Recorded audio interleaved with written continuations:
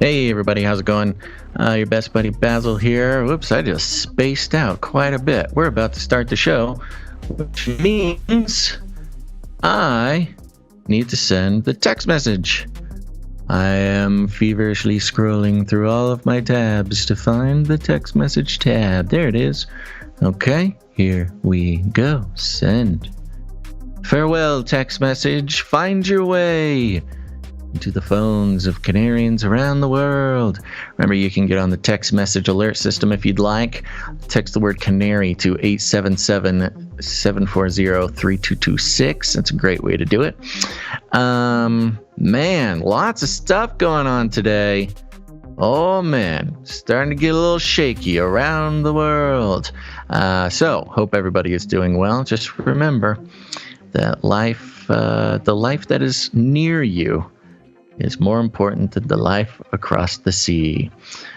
So keep that in mind as we continue through this show. I'm just going to wait for a signal from Gons to see that we're ready. Sounds like we're ready. All right, folks, buckle up. Let's get this show started.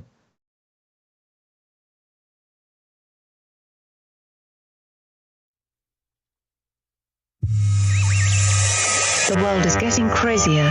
People are acting more and more insane. The end of the world is tomorrow. Tomorrow. There's only one thing to do when the world is falling apart. Listen to Basil and Gons as they discuss this week's news and events through the lens of Bible prophecy.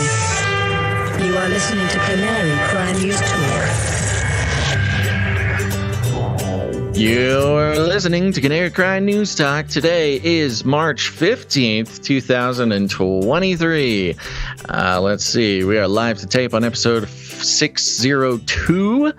And today, Land of Milk and Money. And signing on from Off the Grid, Razzle Dazzle, your best buddy Basil. And my name is Gons of the no longer operational Face Like the Sun YouTube channel, director of the Age of Deceit films, your favorite Asian provocateur for Christ, aka the Cabana Boy, live to tape from California, here to bring you the best news, which is the gospel message of Jesus Christ, while reporting the egregious with a well-rounded, biblically grounded take on world events. And today's immersion phenomena, pre-game show. Ooh. It's wartime, wars and rumors of wars. Things are getting hot, but we're in the pregame, baby. No, you scaremonger. Pregame I'm forever. Not a scaremonger. Come on. Forever. Come on. We're never going to die. Yeah. It's big things happening. I mean, big things are always happening. On one hand, I am relieved that I didn't have any money in Swiss bank accounts. On the other hand, you know, you hate to see a drone take a hit like that, Gons. But we're going to get into more of that during the show. Let's start by opening up that big old clan of Cliss Damer. Oh, wow. It's time for a disclaimer. Now listen up, YouTube. That's right. And just for all the content moderators and censorship managers out there, be they robots or humans, everything you hear on this show comes directly from the mainstream corporate news media. We do not claim to be experts on healthcare, geopolitics, military strategy, corporate law, or the moral and ethical implications of any of these topics, nor do we implicitly or explicitly support or subscribe to any sources or narratives containing misinformation, disinformation, or malinformation, as defined by the Department of Homeland Security. We're good boys. All right, YouTube, we're good boys. That's right. Let me give you a rundown. Oh, look, here's Basil. Let me bring you up to speed. Well, starting off, it comes as no surprise that some rich white liberals may have been involved in lobbying the government for the recent SVB bailout. We'll be naming names at the top of the show. Then, of course, when one thing is discussed in the FLIPPY update, when a postulation is made, it only takes about a week for the thing to happen. So we'll be talking about Google's embodied language model, which answers all of our questions and solves all of our life problems. Then we'll be heading on over to the World War III arena, checking in on Ukraine, Russia, a poor little drone that took a splash yesterday, and what's going on with the Saudis. That's right. The draft has begun. The teams are being picked, and it's shaping up to be a good game, Gons. And just for fun, we're going to be checking in on the Space Pope Reptilian. What's he think about the whole thing? And does he think that he can last the whole game? We'll find out. Second half of the show, we got some COVID news. U.S. government agencies may have been double billing for projects. So that's fine. Well, double billing for projects at the Wuhan Institute in China. More news coming out from the investigations. And then back in the news is our good buddy Ray Kurzweil moving his predictions for human immortality sooner than you'd think, folks. And then at the end of the show, somebody's saying the quiet part out loud, confirming our mega theory about Antarctica. But first, Gons, our lead stories. It's Newsom science, baby! Ha!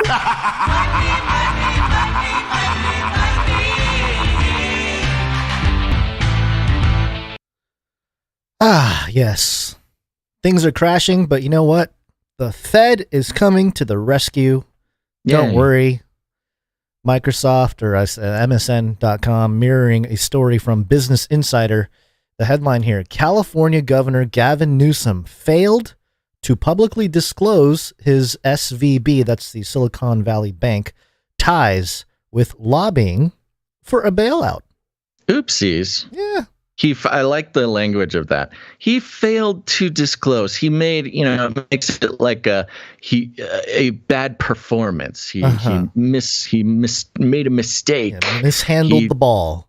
He did a bad job at something he wished he would have done a good job at. Mm-hmm. And that is implicating himself in one of the most major financial emergencies in 15 years. Yeah. Whoops. Yeah, you're so close, Gavin. So close. California Governor Newsom lobbied the White House and the Department of the Treasury about the pending bailout of Silicon Valley Bank, even as 3 of his private wineries had apparently been among the bank's clients, according to a Tuesday report by Ken Klippenstein of The Intercept. And, the Insider made a link to svb.com, which I'm surprised it's still up. Some, backlinks there. But basically, it's an extension, Silicon Valley Bank Wine Division. And apparently, this document lists the wineries owned by Gavin Newsom. So, straight up naming names. According to Klippenstein's reporting, Newsom's personal relationship with SVB went beyond the wineries. One anonymous former employee who handled Newsom's finances told Klippenstein that Newsom, quote, maintained personal accounts at SVB for years. It is unclear whether those personal accounts were still active at the time of the bank's collapse last week. If they were, Newsom could have stood to benefit directly from the Biden administration's rescue package, which will reimburse SVB account holders even if their balances surpass the $250,000 limit insured by the FDIC. Nice. It's not a bailout, guys. It's not a bailout. Don't worry. Not a bailout. Just, giving money to people that lost it, Yeah, so even in Biden's magnificent flubless sort of announcement about how they're not bailing out the executives, they're not bailing out the shareholders. We are just here to rescue hardworking middle-class tech executives and big tech companies from a mistake that was not their own. Kind of failed to mention that, some pretty influential politicians were stood to lose some of their personal finances. We cannot allow this, Gons. We must protect the people. It made sense that I pointed this out last episode that Newsom went down with COVID the week the bank went down, right? That's really, it was very convenient for him. The timing was incredible. So on Saturday, Newsom's office issued a statement that Newsom had, quote, been in touch with the highest levels of leadership at the White House and Treasury, end quote. He said the goal was to, quote unquote, stabilize the entire innovation ecosystem that has served as a tentpole for our economy. Gavin Newsom, he's fighting for you, folks, as Americans. He's fighting for you, Americans listening out there. The following day, go ahead. No, continue. The following day, Newsom praised the administration for acting, quote, swiftly and decisively. Again, there was no mention of his own ties to the bank. Instead, Newsom expressed gratitude on behalf of, quote, small businesses that can now make payroll, workers who will get their paychecks, and nonprofits that can keep their doors open tomorrow. Yes, the nonprofit. I saw that. People loved talking about the soup kitchen. Yes, that was banking with SVB. Yeah. Again, so happy that soup kitchen can buy soup. It just happened to be a secondary benefit that Gavin Newsom, governor of California, probably the single most influential person in getting these bailouts, it gets better. Also happened to have a huge financial stake in the matter. Yeah. Right. So about the nonprofits, Newsom's wife, Jennifer Siebel Newsom, happens to be one of the co-founders of one of the nonprofits, California Partners Project. SVB reportedly donated $100,000 to that charity. The former bank's president is listed as one of the charity's board members. The son of the attorney for the Getty Oil dynasty, Newsom's fundraising prowess and deep ties to California Democrats have put him in the first tier of the party's future presidential contenders, but as Newsom's national profile has grown, Has it grown? I don't know.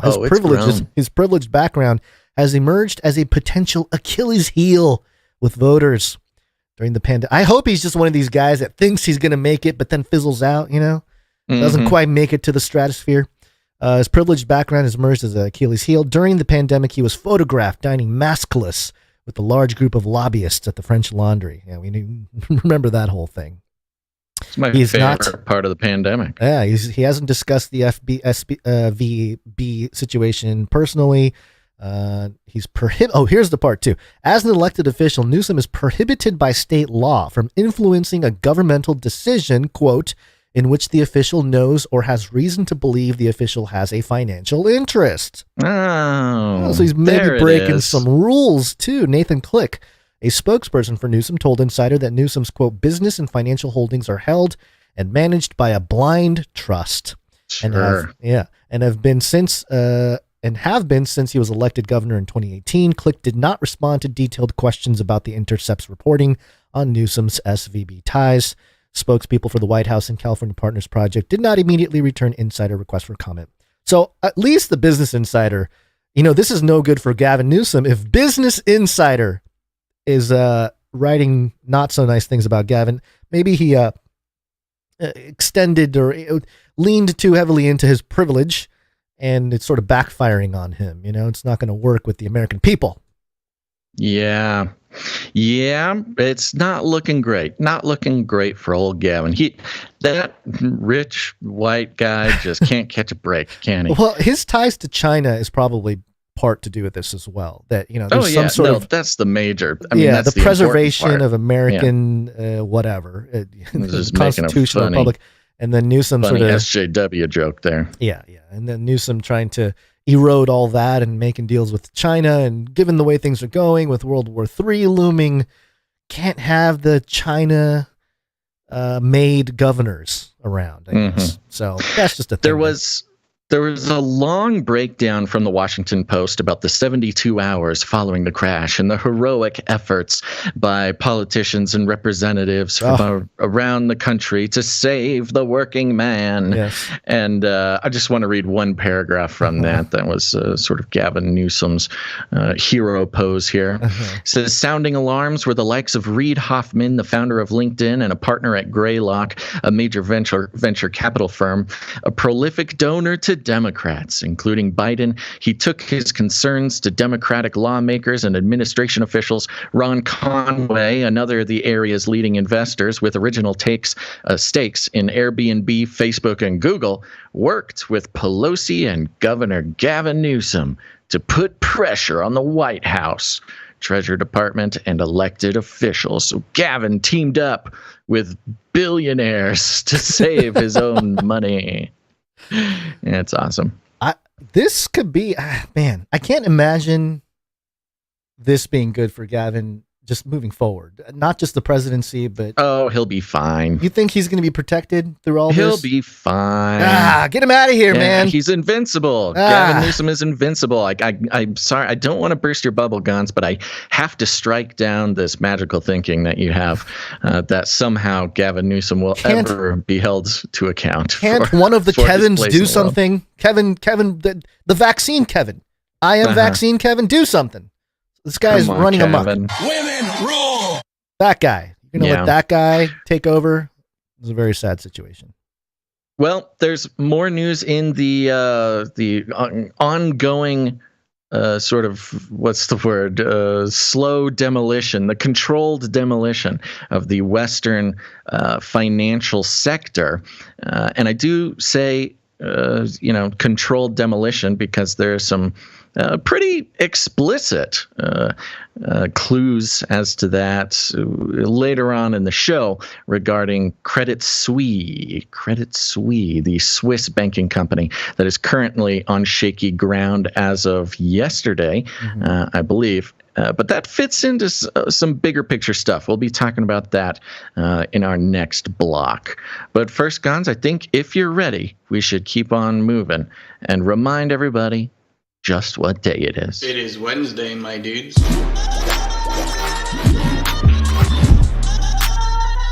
Wednesday.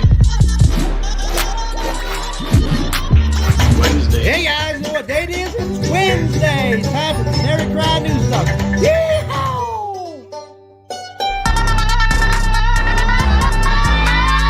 Wednesday, my dudes. It is Wednesday, my dudes. Yes, it's Wednesday, and we keep on trucking. This week is so exciting, Gons. It feels like it's going 100 miles an hour. You got anything exciting happening in the blink of an eye since last episode? Not much since last episode. I'm discovering that I have a strange interest in office design or something. I don't know. I'm looking at my future office in the new home in a couple months here. And for the first time, maybe it's because I'm post 40 now, but I was thinking about like having a plant in the office. This is a thought that I'd never had before. I just must be getting old, So anyway. Your nesting instincts, maybe, your nesting instincts are kicking in. You're thinking about how you can build a comfortable and safe nest for your babies. Not your human babies, but for your plant babies or your podcast babies. Well, the plant are you would getting excited about the move? Not really. Getting excited about the move? No, not too excited. But the plant can be part of the podcast, because it would be in the office, so it would be in the presence. The plant will be the new mascot for the podcast. Oh, good. Yeah. All right. What about you? You got anything happening over there? No, I don't think I have anything exciting. I am filling my house with more. I told you about the baby bunny. Got a baby bunny in the house now. Yeah. Carrying this little guy around. You know what? That is the sad part. So the other day in the storm, there were 2 baby bunnies that had gotten kicked out of the nest for whatever reason. One of them had an eye infection, and sadly, that little guy did not make it. That's 2 bunnies. I've had to bury 2 bunnies now. Do you think they fell out, or do you think they were ousted? Like, hey, there's only so much space here. We live in a rabbit world. I think they were ousted because the littler baby was very sick, had something, and that's kind of what bunnies do. Cruel world, man. Yeah. If a baby gets sick, they kind of get kicked out of the nest so they don't infect the other babies. So sadly, that little guy did not make it. Hey, that's a good argument for evolutionists who are authoritarians. What? You know, it's like, hey, you're sick. You're not good enough for society. Let's just evolutionists are fascists. Guns. We know this. Okay. All right, and with that bit of wisdom, we will go ahead and thank our executive producer for the day. Executive producers. That's right, folks. We're on the value for value model, which means we take no corporate money whatsoever. We are entirely funded by listeners who get value out of the show. If this show brings any value to your life, consider putting value back in one way or another. You can do so with your time, your talent, or your treasure. And the executive producers are those who come in. They are generous in reflecting the value that the show brings to their life and putting it back in the form of fiat currency. Man, oh man, Gons, that is one thing with the value for value model. We are not insulated from market panic. Banks start crashing. It's not like we have a 401k to worry about, but we are, sort of subject to the financial system, and which is understandable. Look, we're here to suffer just along with everybody else, but we do have an executive producer for the day, which makes us very grateful. You ready? Yep. Today, it is executive producer Dame Lynn, Lady of the Lakes. Hey, Dame Lynn. Good to see you. Thank you for your executive producership. Dame Lynn always comes in and saves us in the most important times. We're very grateful. Thank you. Dame Lynn, Lady of the Lakes, comes in with 103.33. Illuminatus! Yeah, thank you very much. And a little note, it says, stay the course, Maranatha. Dame Lynn, Lady of the Lakes. Maranatha. Thank you, Dame Lynn, Lady of the Lakes. And other than that, that is it. I mean, the good news is the show will be probably significantly shorter today. We'll probably get out while there's still daylight, Gons. Well, thanks to the daylight change savings. What am I saying? The time change from last week. Everyone's complaining about. The time change, yes, and the expediency with which we can make it through producers. With that, I will take this extra time. Before we move forward, thank you, Dame Lynn, Lady of the Lakes, executive producer. Where'd you find this? Women rule! Newsom thinks you rule, Dame Lynn.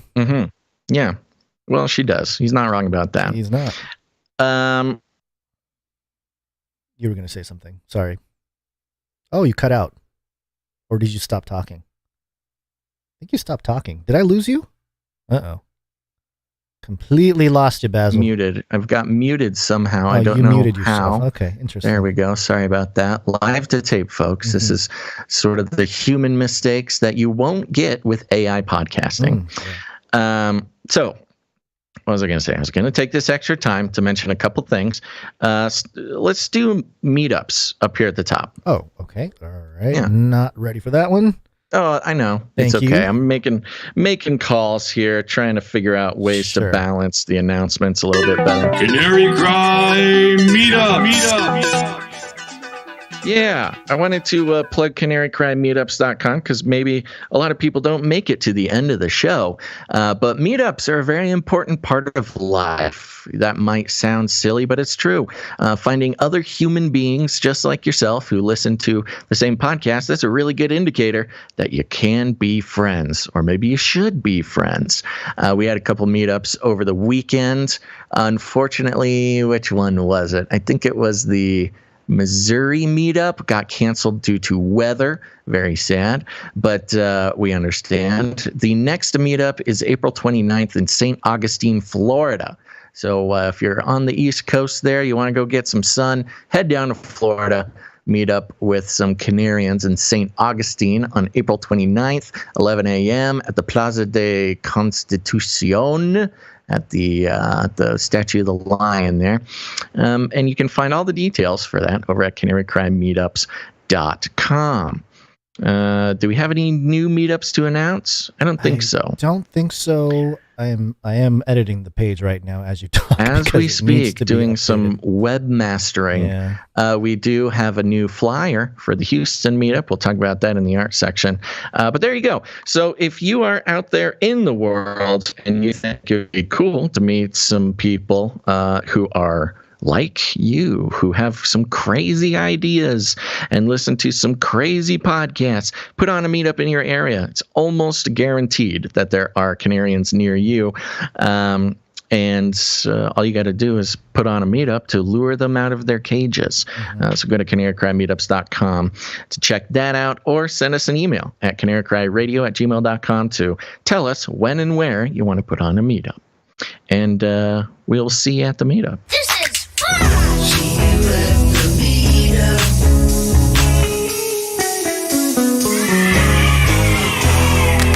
Ready for Flippy? Ready for Flippy, bro. Flippy update. Do you want fries with that? It's time for the Flippy update, folks. Flippy is our colloquial name for the disembodied robot arms that are taking our jobs, enslaving our children, and flirting with our spouses. Today, we'd like to talk about Flippy. Wait, did I just say that? No. Yeah, because robots are taking over the world, and there's nothing we can do about it. You know the thing. Today's Flippy update is coming from ArsTechnica.com, and the headline is Google's Palm-E is a generalist robot brain that takes commands. So, big news, before I get into this, big news, I think it was yesterday, ChatGPT 4 just dropped, and it has been blowing people's minds. Of course, ChatGPT we've been talking about for a while. That was the 3.5 version, and version 4 hit the streets. And it's pretty incredible, Gonzo. Have you seen some of this, some of the examples of what people are doing with it? I put us on the wait list, so don't worry. Okay. Oh, good. I did see, I retweeted something about how they passed a bunch of tests, like exams and difficult exams that people study for lifetimes or whatever. Yes, to get the I bar. got that. You have the list in front of you? I'm trying to pull it. Yeah, I got it right here. Okay. So ChatGPT 4, the next version of ChatGPT, which has been enhanced in a lot of different ways, but partially enhanced because it has all the human interaction from ChatGPT 3.5.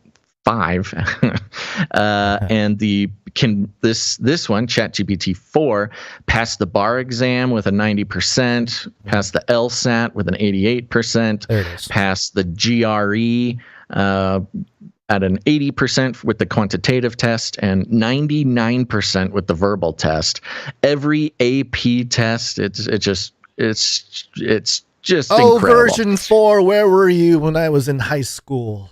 I know. It's really making the idea of human education into the wasted hours studying. Now, what's more impressive is the different functionalities. Right. One example going around is this guy, the main functionality being that it can process images, not just requests. Like asking a question. Look at a picture and answer questions about the picture. It can look at a picture and do a whole lot with that picture. For example, let's see, this tweet came from Rowan Chung, and it has a video here of someone drew by hand a website on a piece of paper and then input it into GPT-4, and GPT-4 took that picture and converted it into a usable website, a functional, usable website, which is pretty impressive considering what it's doing is it's coding there. There's several instances of people putting in commands to create video games, and it just codes the video game, and you can just play it right there on the bot. We've got people making Pong, making Snake, all through just giving commands to GPT-4. So it's all very impressive, all very scary. It's this, I'm just surprised at the wave of how quickly the world went from Chat GPT-3, which blew everybody's minds, and here we are a month or so after it became a worldwide phenomenon, and we're already at 4, and the possibilities are really freaky. You remember Do Not Pay, that the AI lawyer guy? Yep. Yeah. The guy who was making the AI lawyer and got threatened by the Lawyers Association of America that they're going to, almost put him in jail. So he pulled back. Well, he is using ChatGPT 4 and has created one-click lawsuits for robocalls. So if you get a robocall, you click one button and it formulates the entire lawsuit that you can apparently get $1,500 every time they do that. Lots of very impressive things. I'm sure we'll be talking about it more in the future, but it's big news. Just came out yesterday, I believe. But part of why I'm bringing this up is because you may have remembered just a few episodes ago, I was talking about how the real scary part is not that this language model can live in the cloud or whatever. It's giving a body to this language model. There's been lots of robots, and every robot has, an operating software, and that's been problematic, and is really part of the fun part about watching these robots do stupid stuff, is because the software is not very smart. But I lamented the fact that the scary part is when they put one of these advanced language models into a body, that it will change everything. And as usual, guns, here we go. Ars Technica. Google's Palm E is a generalist robot brain that takes commands. On Monday, a group of AI researchers from Google and the Technical University of Berlin unveiled Palm E, a multimodal embodied visual language model, VLM, with 562 billion parameters that integrates vision and language for robotic control. They claim it's the largest VLM ever developed, and that it can perform a variety of tasks without the need for retraining. According to Google, when given a high-level command, such as bring me the rice chips from the drawer, Palm E can generate a plan of action for a mobile robot platform with an arm. Oh no. Developed by Google Robotics, and execute the actions by itself. Palm E does this by analyzing data from the robot's camera without needing a pre-processed scene representation. So this is last Flippy update. We talked about how Amazon created a game to try to virtually train robots using human help. And we've talked about the training of robots and how they, have to replay simulations over and over and over so the robot can learn. Well, this kind of gets rid of the need for that. There is no learning period. Much like ChatGPT, you can ask it a completely novel question, or in this case, a completely novel command, and it's able to it doesn't have to refer back to what it's learned. It can learn immediately and process as it goes around in the world real time, instead of having to pre-process it with the training. This eliminates the need for a human to pre-process or annotate the data and allows for more autonomous robotic control. It's also resilient and can react to its environment. For example, the Palm E model can guide a robot to get a chip bag from a kitchen.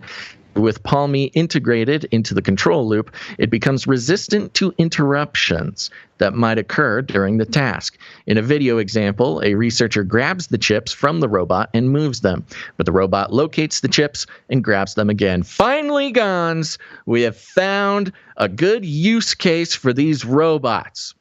We don't need them taking our jobs. We don't need them flirting with our spouses. We just need a robot to go get the chips. So by the way, Google has done it.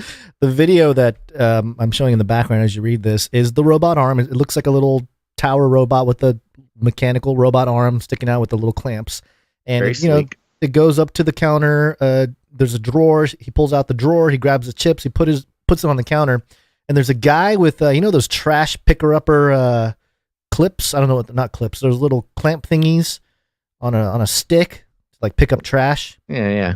I don't know what they're called. What are they called? I don't know. Trash picker-upper. So there's a guy off to the side using one of those and putting the bag of chips back in the drawer. Yeah. And it's labeled adversarial disturbance. and then of course the robot arm goes in there and picks it back out again. Very persistent. No complaining.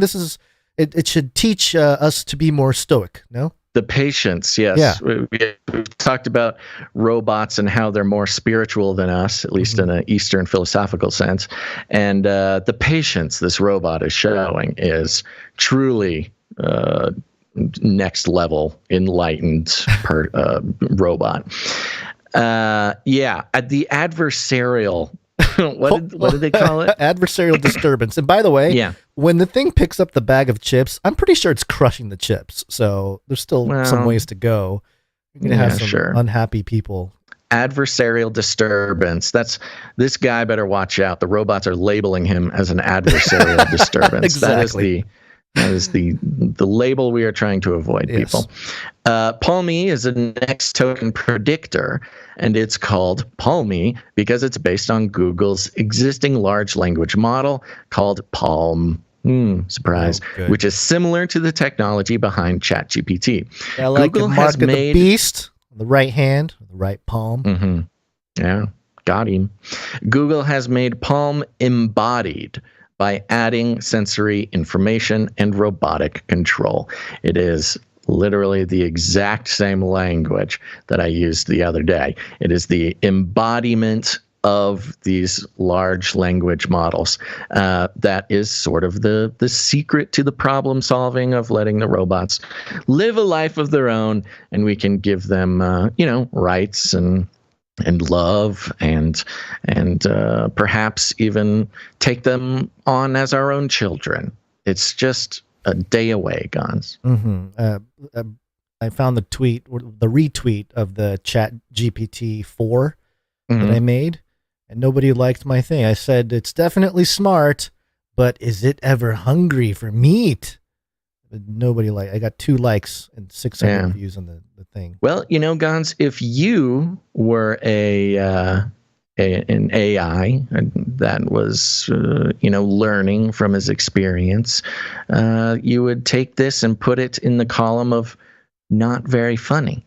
And then next time, when you are tempted to slander our new robotic overlords on Twitter, then we can have you quickly labeled. How is asking it if it's hungry? Action. How is asking it if it's hungry for meat?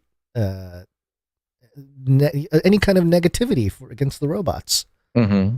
Because robots are vegetarian. We all know this, Gons. But this is the exciting part. We've got the embodied large language models, and they're coming for you. So with the advent of these things, how quickly they're happening, this is quicker. I think in the Red Book, I must have had some prediction for this year. And the fact that we're only 3 months in, and we not only have ChatGPT 4, but also an embodied large language model ready to march down the streets. The end is nigh, Gons. That's sort of the summation of the whole thing. Oh, good. I'm glad that it's a point that we make a lot, don't we? It seems to be. Yeah. They end the article here. It says multimodal. Multimodal is a buzzword we'll be hearing more and more as companies reach for the artificial general intelligence that will ostensibly be able. Oh, you cut out. Put that away. We're going to keep an eye out for multimodal showing up soon. And there you go, Gons. That is your Flippy update for the day. And you shall hear wars and rumors of wars. All right. Well, this is concerning Ukraine here. Fight for Ukraine. New world order. World War III. Biden was right. Armageddon's on the way. For the U.S. This is Politico.com. This is published on the 12th of March, so this past Sunday. Little fissures. The U.S. Ukraine war unity is slowly cracking apart. Interesting. Politico talking about the U.S. Ukraine starting to have some issues. I'll read a little bit here, and it's the beginning of a rabbit trail or a list of things that will go down here. I think it is the beginning of a in-depth deconstruction and analysis of the start of World War III. The United States and Ukraine have largely been in lockstep since President Joe Biden, Biden's administration pledged support for, quote, as long as it takes in resisting Moscow's relentless invasion. But more than a year into the war, there are growing differences behind the scenes between Washington and Kyiv on war aims, and potential flashpoints loom on how and when the conflict will end. Quote, the administration doesn't have a clear policy objective and a clear goal. It is to drag this thing out, which is precisely what Vladimir Putin wants, said Representative Michael McCall, Republican from Texas, chair of the House Foreign Affairs Committee. Quote, is it to just give them enough to survive and not win? I don't see a policy for victory right now. And if we don't have that, then what are we doing? End quote. Publicly, there has been little separation between Biden and Ukrainian President Volodymyr Zelensky, an alliance on full display last month when the American president made his covert dramatic visit to Kyiv. But based on conversations with 10 officials, lawmakers, and experts, new points of tension are emerging. The sabotage of natural gas pipeline on the floor of the Atlantic Ocean, the brutal, draining defense of a strategically unimportant Ukrainian city, and a plan to fight for a region where Russian forces have been entrenched for nearly a decade. Notice how they don't really mention the responsible parties necessarily. They list these items as the point of contention with the split. But of course, everybody knows, who was involved in all that stuff. Senior administration officials maintain that unity between Washington and Kyiv is tight, but the fractures have been apparent or have appeared are making it harder to credibly claim there's little daylight between the U.S. and Ukraine as sunbeams streak through the cracks. Then it goes into the whole thing about Russia's siege on Bakhmut. Ukraine has dug in, refusing to abandon the ruined city even at tremendous costs. They quote Defense Secretary Lloyd Austin here. I certainly don't want to discount the tremendous work that the Ukrainians as soldiers and leaders have put into defending Bakhmut, but I think it's more of a symbolic value than it is a strategic and operational value. Wow. Kyiv for now has ignored Washington's input.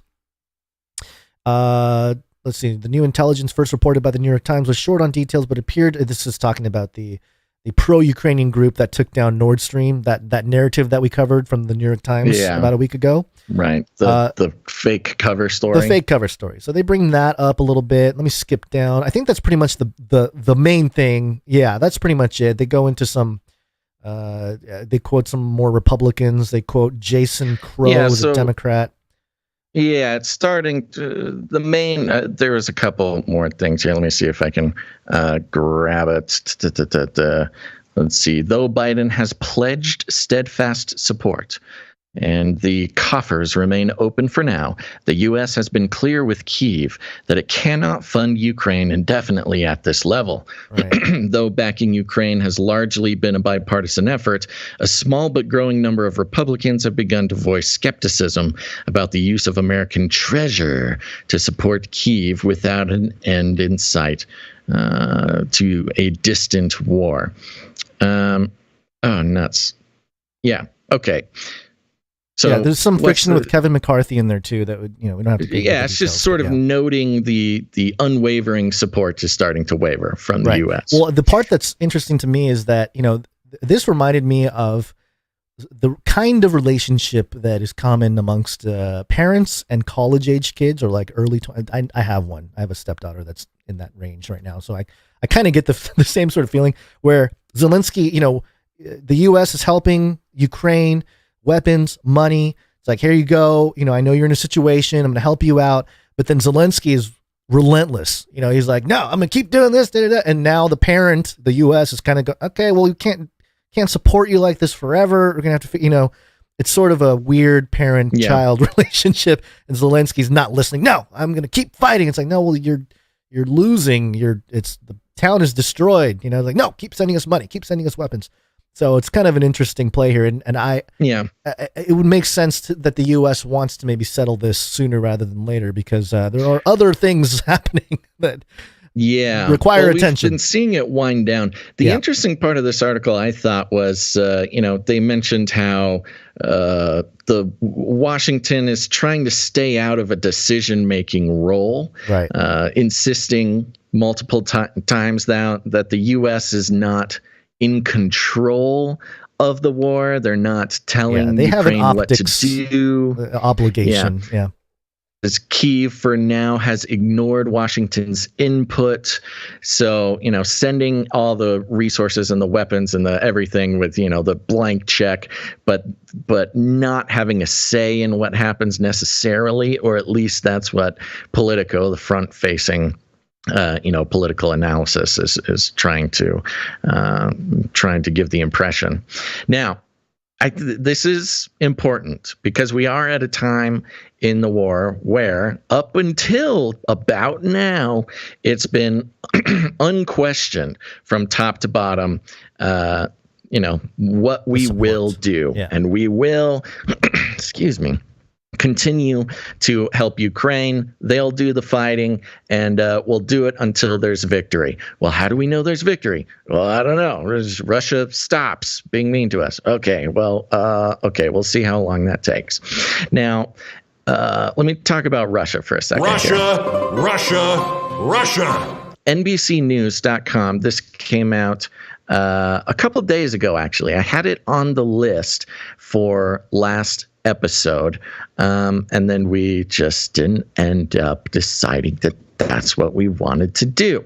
But the headline, and I'm glad I waited because it fits into sort of a longer, broader narrative that we get to point out today. NBCnews.com, Putin thinks he can win in Ukraine because it matters more to him than to the U.S., says CIA chief. Russian President Vladimir Putin is betting that Russian forces can prevail in Ukraine through a grinding war of attrition and believes, quote, Ukraine matters more to him than us, CIA Director William Burns told lawmakers on Thursday. And it's this grinding war of attrition that's sort of the key factor here. A war of attrition is there's no strategic victory. There's no victory if you blow up this one building or you kill this one guy, or, there's no win directives or whatever. A war of attrition is just you fight forever until one country runs out of people or runs out of resources. And we really haven't had, the world hasn't really seen a war of attrition since World War I, because there was no sort of victory conditions. There was none of that. World War II, we had victory condition of killing Hitler, because once you kill Hitler, then the whole thing stops, basically. But as far as war of attrition, we have not seen one for quite some time. Well, can't we just kill Putin then? We kill Putin, it ends. What is this war of attrition nonsense?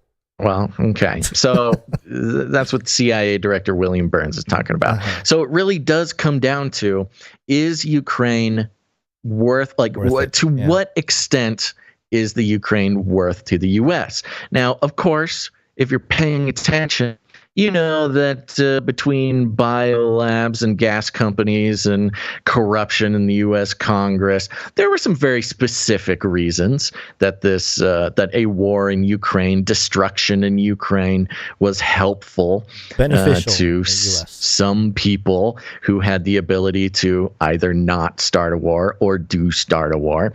But we're a year in, and pretty much everybody's financial interests or legal interests in destruction in Ukraine have pretty much been accomplished. Of course, the aggravation of Putin by expansion of NATO was a great excuse to have some chaos in the country that helped wipe the slate of, well, you get the point. But now we're at a point where, okay, when does it end? The U.S. has problems going on in Taiwan. We're gearing up with China. We've got huge financial problems at home. We've got all sorts of problems at home. Writing a blank check to Ukraine is starting to make less and less sense, especially if we don't exactly know what we're getting out of it. Of course, you've got the ideological justification of, I don't know, democracy. We're doing it for democracy. But we know that that's, looks good on a headline, but isn't necessarily at the top of mind for the leaders of our country. So you have this situation where Putin knows that the U.S. has a limit, just doesn't know what that limit is. Mm-hmm. And as we get closer and closer to, a real hot war, a World War III style situation where you have Russia and China on one side, you've got the U.S. and NATO on the other side. What's that thin red line? Well, Biden himself said that thin red line is American boots on the ground or actual military actions on Americans or by Americans. Right. And it seems in classic Putin fashion, there's a little bit of testing the limits that we're seeing here. Putin has a history of flying bombers a little too close to the California coast, right. Flying planes in places he shouldn't fly planes. And this has sort of mainly been he's just testing his boundaries, testing the responses, or just simply testing the patience of Washington. Well, a fun thing happened yesterday, Gons, coming from Politico again here. Headline, Russian jets collision with U.S. drone sparks diplomatic fury. I've seen some other outlets that sort of claim to be, quality independent analysis that say that they misrepresented what happened. This is not a Russian jet shot down a drone. There was no munition or ammunition fired, which would have been an actual act of war. But it's kind of some fun little hijinks here. A diplomatic row kicked off Tuesday after a Russian fighter jet harassed and then bumped a U.S. surveillance drone over the Black Sea, forcing U.S. pilots to ditch the uncrewed aircraft in the water. The collision added to the U.S.-Russian tensions that have already soared over the war in Ukraine. So there are some more sort of illustrative descriptions of what happened. But basically, there was a Reaper drone, MQ-9 Reaper drone, flying over the Black Sea, obviously gathering intelligence on the Russians and the war. What is it doing there? Yeah. Allowed to be there? It is technically international waters, so they were technically allowed to be there. But Russia saw them, scrambled a couple jets, and what proceeded was some sort of like Hollywood-style Top Gun plane pranks, where the Russian jets would come up, fly next to it. They'd at one point they dumped fuel onto the drone just in midair. I mean, it is full on Top Gun hijinks. Yeah. And then some hazing. Exactly. Some aviation hazing going on. I think it's a whole nother issue that they were hazing a robot, an unmanned drone. This is, it can go into the personhood argument, they can. Exactly. So it was reckless. I mean, it was kind of reckless behavior. And actions like this would not have taken place without at least some very high up, approval. This is extremely dangerous things to do. And while they were doing that, the propeller of the MQ-9 Reaper drone got bumped by one of the Russian aircraft. Oops. And that put it down. They had to ditch it into the sea. In the wake of the downing, the State Department summoned the Russian ambassador in Washington. summoned him. Anatoly Antonov, a department spokesperson who was not authorized to speak on the record because of department customs, said on Tuesday afternoon that Antonov met with Assistant Secretary for European and Eurasian Affairs, Karen Dodfried, quote, to discuss Russia's unsafe and unprofessional operations over the Black Sea, which resulted in the downing today of an unmanned U.S. aircraft.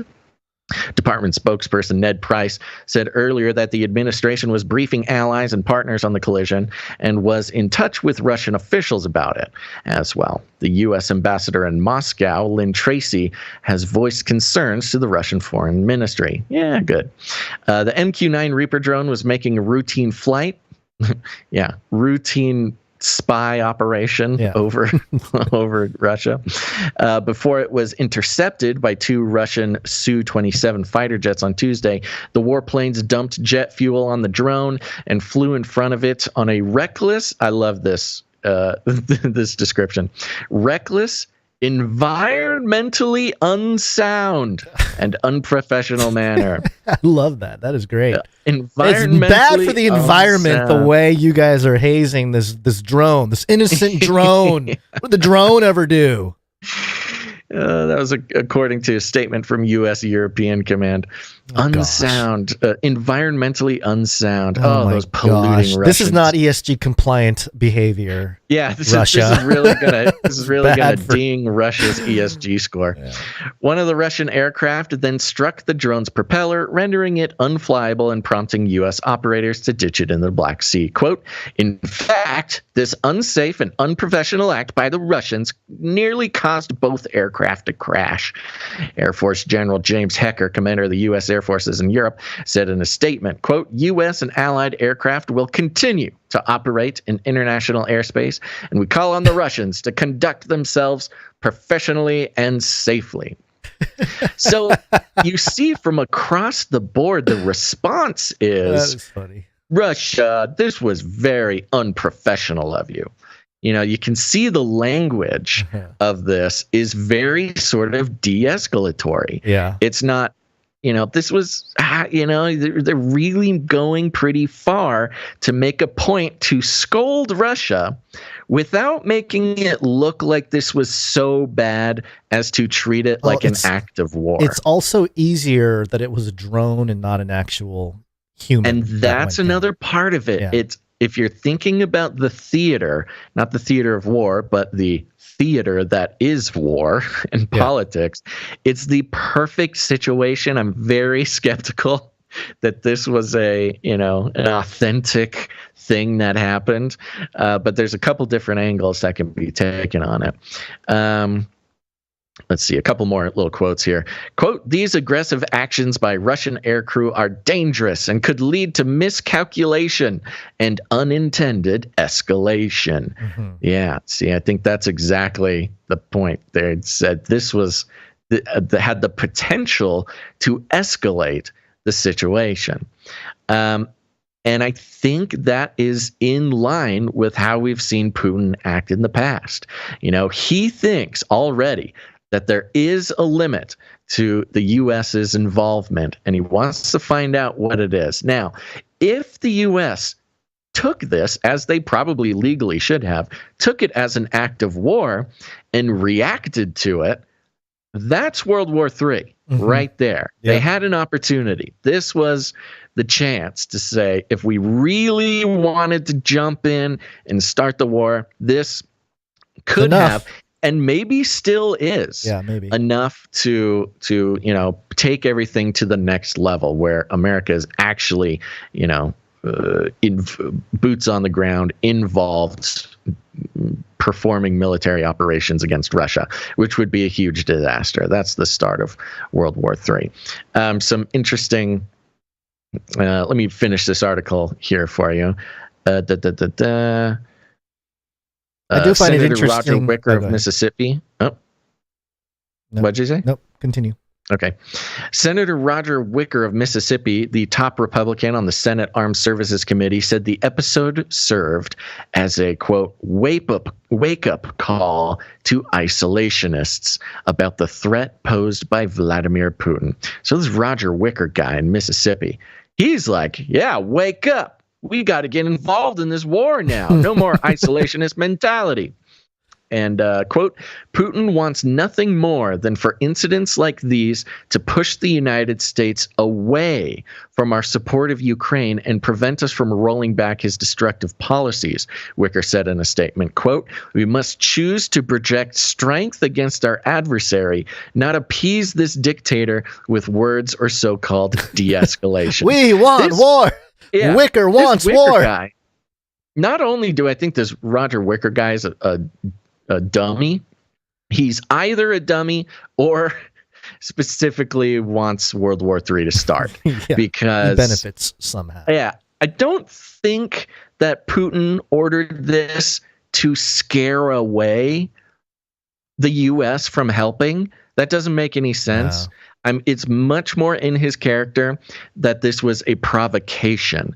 He kind of knows, does America want to jump in and start World War III or don't they? Well, I'll play a little prank and push their buttons and see if they are ready to step in, which is not smart. Nobody really wants to do it.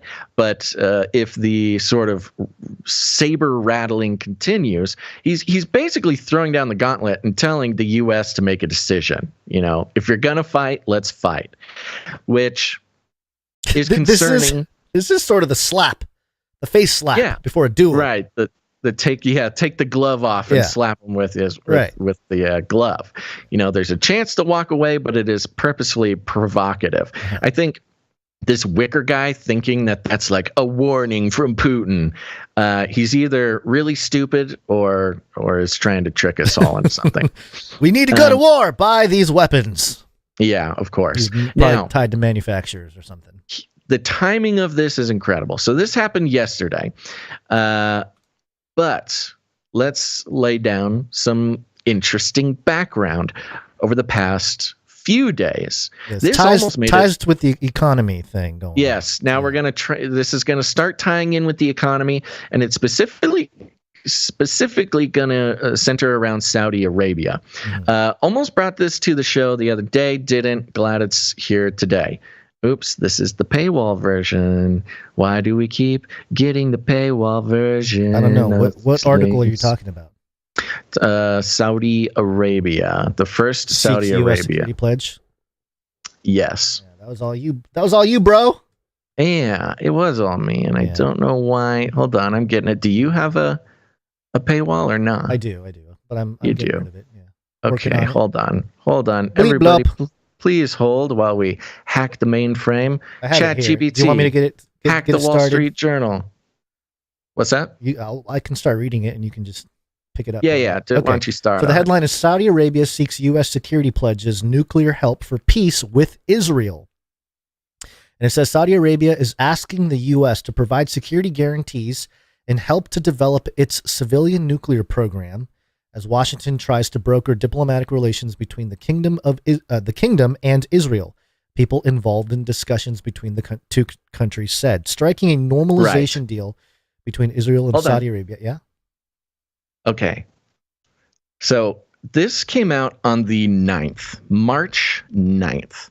And so we're looking at a week ago now, right? Yeah. So a week ago, last Thursday, so not almost a week ago. Biden and all the big wigs there met with Saudi Arabia trying to broker a deal. And this deal was the U.S.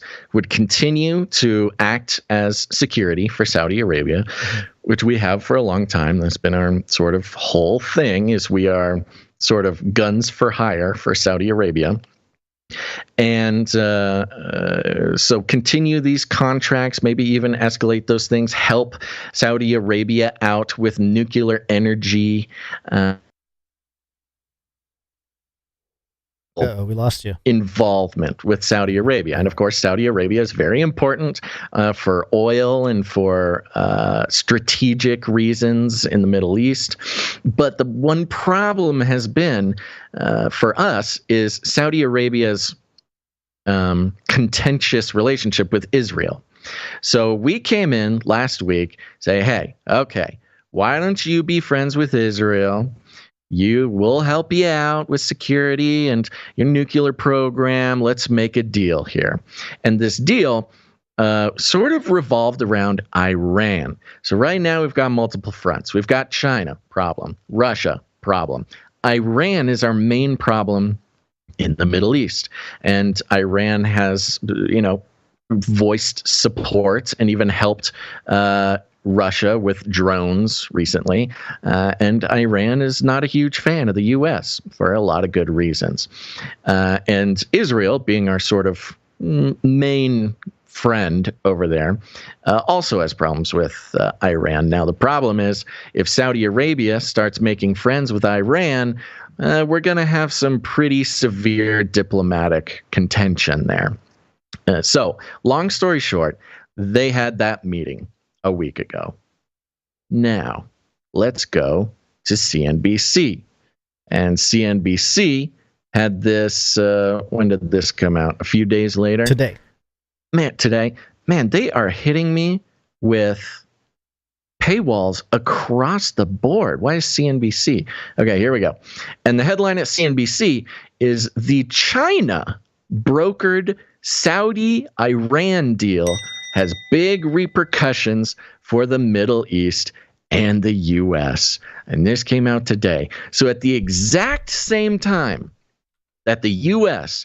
was trying to schmooze Saudi Arabia and get them on our side to smooth out relations with Israel so that could be a strategic position against Iran, at the exact same time, you had China making their own deal with Saudi Arabia. Saudi Arabia. Last week, Saudi Arabia is just sitting there taking meetings with China, taking meetings with the U.S., trying to see who made the best deal. And turns out, not good news, China made them the best deal. When arch rivals Saudi Arabia and Iran announced they were restoring diplomatic relations, much of the world was stunned, not only because of the breakthrough after years of mutual animosity, suspected attacks and espionage between the two countries, but because of who brokered the deal, China. Did you see what happened here? At the exact same time, Saudi Arabia is in the middle. The U.S. comes in and says, hey, help us fight Iran, make friends with Israel. It'll be you, me, Israel. It'll be great. The next day, China comes in and says, hey, be friends with Iran. It'll be you, me, Iran against Israel and against the U.S. There was a schmoozing happening. There was some bartering, some deal making happening at the exact same time. And unfortunately, they went with the China deal, which is a big problem because now you have Saudi Arabia, one of our major energy sources, teaming up with China and Iran are two of our biggest adversaries going on right now that we're not currently at war with. So you start looking at how the teams are starting to line up. It is really not looking great for the U.S. And this is not just in sort of a military sense, not just a political sense, but also a military sense, raising the stakes for World War III, raising the stakes for how we respond to Russia taking out a drone. Because in the context of this drone accident, the drone hijinks, is our deal you're from cutting Saudi out. You're cutting Arabia. out quite a bit. We didn't hear anything you said in the last few seconds there. Okay, so we had just lost out on the deal with Saudi Arabia, which means not only do we have, our oil deals at risk, but they have teamed up with our adversaries, China and Iran. China, Iran, Saudi Arabia, Russia, North Korea, they've all pretty much chosen a side. So it's not just politically, not just militarily, but we also see this putting context on another weird thing that happened in regards to all the financial stress. In the midst of the SVB collapse, the Signature Bank collapse, the whatever the other one was, banks collapsing, the Western financial system crumbling apart before our eyes, CNN.com is reporting Swiss Central Bank says it is ready to provide, this is the wrong, no, this is the wrong one. Does it have the Saudi detail in this one? Yeah, Saudi backers not inclined to increase funding. So, so this is actually an update. This is good. So, Switzerland's central bank said Wednesday it was ready to provide financial support to Credit Suisse after shares in the country's second biggest lender crashed as much as 30%. That's today. In a joint statement. What's that? That was today that it crashed. Yes, that was today. So, Credit Suisse is a Swiss bank that as of yesterday, things were public that now it was getting ready to collapse. It was this big shenanigans. People didn't think that the ripples of SVB and the other American financial, emergencies would ripple across the world. But lo and behold, the next day, Credit Suisse was having a lot of issues. They were, I think the odds were, as of this morning, it had gotten up to 47% that they were going to default. And one of the biggest shareholders in Credit Suisse is the Saudi National Bank. The National Bank of Saudi Arabia says the chairman of the Saudi National Bank, Credit Suisse's biggest shareholder, they own about 10%. It's just under 10%. It'll explain why. Just 9.8%. They're the biggest single shareholder in Credit Suisse, so they have a lot to lose. A lot to lose if the bank goes under. The chairman of Saudi National Bank, Credit Suisse's biggest shareholder, following a capital increase last fall, said earlier Wednesday it would not increase its stake in Credit Suisse. So as the biggest shareholder, they can put more money into the bank and save it from its problems. They can give it some liquidity. What's that? Buy low. They can come in and when it's as a distressed asset almost and come in and take it over if they want to. But providing some cash, getting something for it, but providing some cash so that the bank could recover. Because really, that's all these banks really need. That's why they're falling, is because they don't have cash. If they have some cash, then they can keep going. Liquid. Yeah. Quote, the answer is absolutely not. For many reasons, Ammar al-Qudari told Bloomberg on the sidelines of a conference in Saudi Arabia.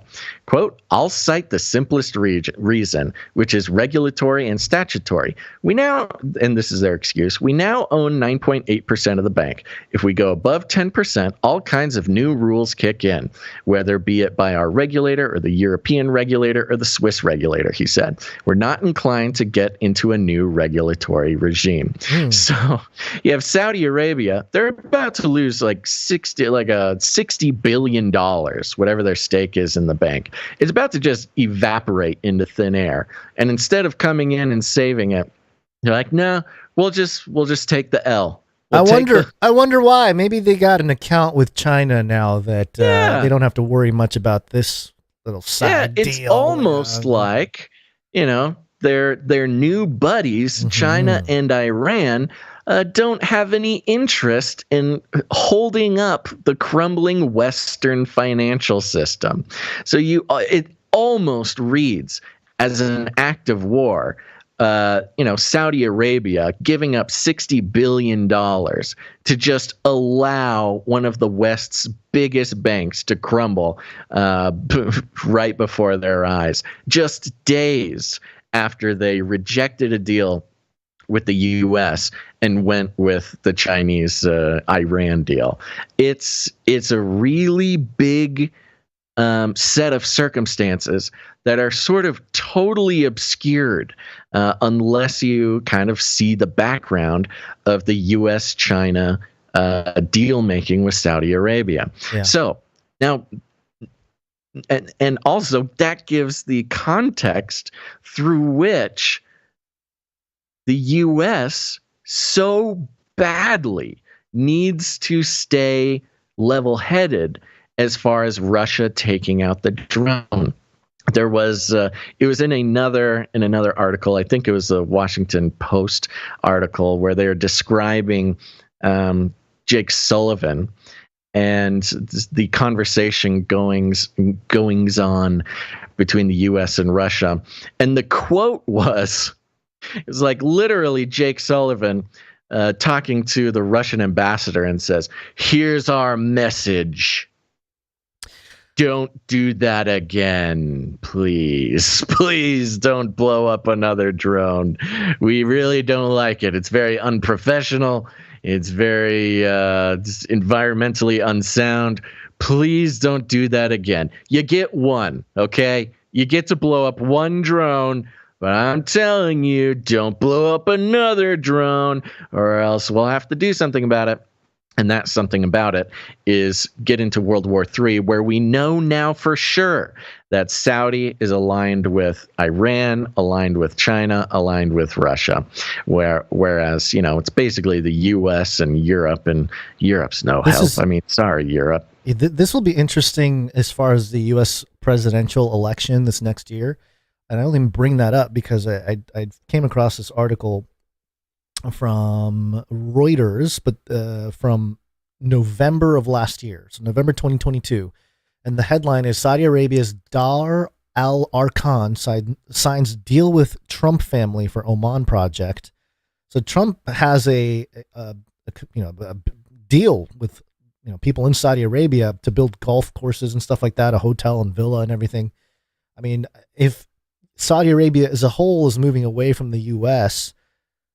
in terms of, or at least the West, in its deal making and kind of going with China's leadership, and what happens to these deals with perhaps another U.S. president? I don't know. It's just the tangled web is getting messier and messier.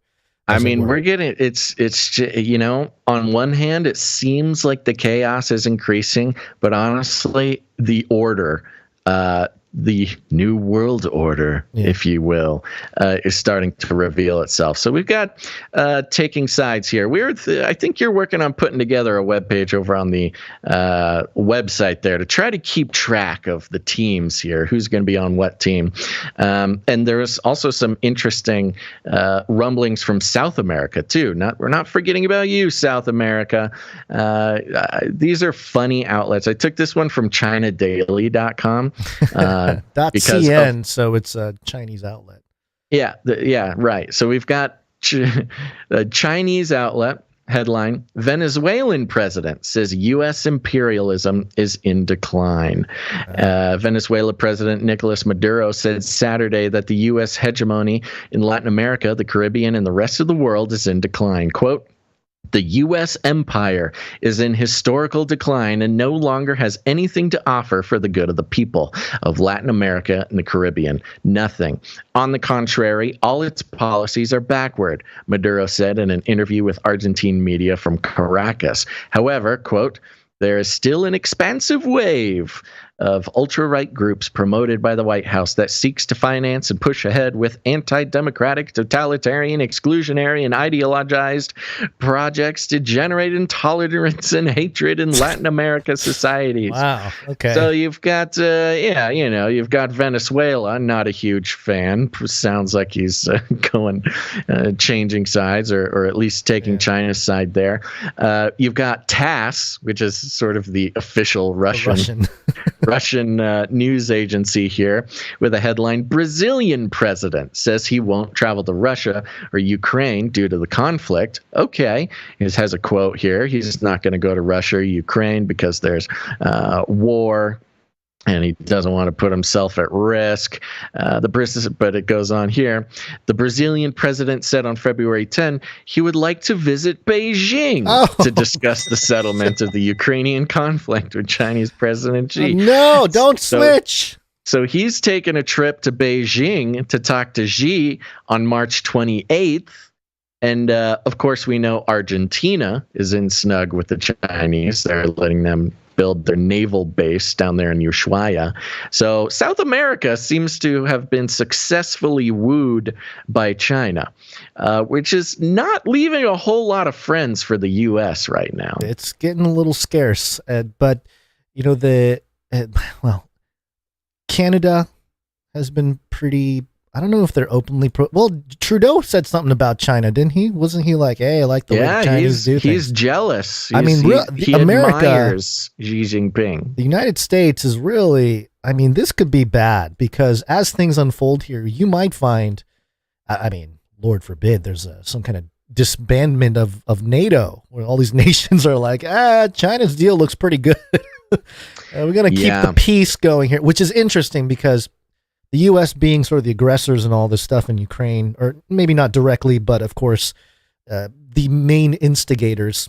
Yeah. It's almost as if in the context of World War III, they're the ones trying to get this thing rolling, even though they're not really, making the final, pusher into a true hot war. But really, if we want to, the trend is right now that China is the one coming in with common sense and talking and trying to make an actual deal. Whereas the U.S., we got Biden, and nobody has confidence in Biden to do any kind of real true foreign relations type of stuff. So, and maybe that was strategic on the part of China to get a guy like Biden in office that we can pull off all this stuff, all these other deals with these, especially the nations that are a little bit more anti-America. It'd be easier to get with them and try to broker some kind of deal. Well, it's all that soft power. You've seen China really nail it on the soft power in the last decade, whereas the U.S., keeps and kept kind of bullying people around in getting involved in elections, messing around with South American elections. Yeah, pushing these South American countries around a bit. The Venezuelan economy collapse was a wonderfully engineered U.S. project. So you've got the U.S. with a history, a recent history entirely marked by, financially destroying smaller countries and bullying smaller countries with debt traps. And China also is doing debt traps. But at this moment, China has the sort of soft power that the U.S. used to control around the world. So I think as we get closer and Russia is being allowed to sort of bully U.S. drones like this, send a little message. The fact that it has been entirely de-escalatory to the point where literally saying that, these Russian pilots accidentally hit the drone and stuff after bullying it, shows that I think the U.S. realizes that they're not quite have the positioning that they'd like to. I'm going to make a sports ball analogy. It's one of the only analogies I can truly understand and relay to you all. One of my favorite teams, or my favorite NBA team, is the LA Lakers because I grew up in Southern California. I watched the Lakers since I was a little boy. And one of the criticisms in the sports world of the Lakers is that they kind of run their whole team as a mom and pop shop. It's a family business, all this kind of stuff. Whereas in the last 10, 15 years, the NBA moved to more of a statistician. There's a lot of computer science and data collection. And there's a whole different vibe of how to analyze talent and how NBA is managed and all that, how people manage games and how, there's a whole different science to it now. But the Lakers have been kind of this old fashioned, we want to get stars to come to LA because we're LA. And I feel like America has that same mentality where it's like, we're America. So we're going to just do that. And meanwhile, the world is sort of moving away from the way the United States, or not just their bullying, but just the way things are done. And another example of this is China's Belt and Road. Belt and Road's been developing for a long time. Yeah. They have deals, economic deals into Africa. You got Kenya, Nigeria, Uganda, Egypt. They all have deals with China, infrastructure deals to help with the Belt and Road. And so, while the U.S. were boasting about how great they are or whatever, helping out other countries, trying to take out certain leaders in certain nations, China was doing a pretty good job of developing their roots all over the world. And we've known about this for a long time. This is nothing new, but in terms of making that sports analogy, it's like a team that's actually doing something cutting edge, as opposed to thinking that your tradition and everything is going to uphold some kind of standard. So I don't know, just that it was in the context of teams and wars and stuff like that. It's apropos, but one last mention here, because I mean, we gotta know if we're talking about a world war, these kind of global movements through history, we gotta get the Pope's take on it. Space Pope reptilian. It's coming from Reuters.com. Very fun. Pope says Ukraine war fueled not just by Russian Empire. Oh. The war in Ukraine. It's U.S., but go ahead. The war in Ukraine is driven by the interests of several empires and not just of Russia's, Pope Francis said in an interview published on Friday. Francis said the conflict was fueled by imperial interests, not just of the Russian Empire, but of empires from elsewhere. He probably means U.S. Of course he does. Maybe China too. Yeah, probably China. Probably he's just telling it how it is at this point. The unspoken part of it is the imperial interests of the Vatican. This is the true thing that he's not saying, right? Well, he may be saying the quiet part quietly here in a second. He expressed a readiness to talk to President Vladimir Putin to call for peace. The pontiff was speaking to Italian-Swiss television, RSI, in an interview due to be broadcast on Sunday. Extracts were published on Friday by Italian dailies La Repubblica, La Stampa, and the Corriere della Sera. It was really good. Francis, who is 86 and marks the 10th anniversary of his election on March 13th. Oh, wow. Missed it. Wait a minute. Also said he would resign if he got too tired and lost the capacity to govern the Roman Catholic Church. Last month, he said that the papal resignations should happen in only exceptional circumstances, like World War III. His predecessor, Benedict XVI, who died on December 31st, 1995, became the first pontiff to resign in about 600 years when he stepped down in 2013. Asked what would lead him to make the same decision to quit, Francis said, quote, "A tiredness that doesn't make you see things clearly, a lack of clarity, of knowing how to evaluate situations." Francis said he was, quote, "a bit ashamed to use a wheelchair due to a knee ailment. Quote, I am old. I have less physical resistance. The knee problem was a physical humiliation, even if the recovery is going well now," he said. And so you've got the Pope talking about quitting soon, guys. Because his knee gave out? Come on. His knee hurts, and he's tired. Soft, he's Pope. tired, and his Come knee on. hurts. Let's go, Pope. Play through that injury. He can't Pope during a world war yes, he can. with a knee perhaps like that. The most important time. Give him the robot knee. Let's go. Give him the kangaroo leg. Let's just get this guy whatever help he needs to, usher in the technocracy.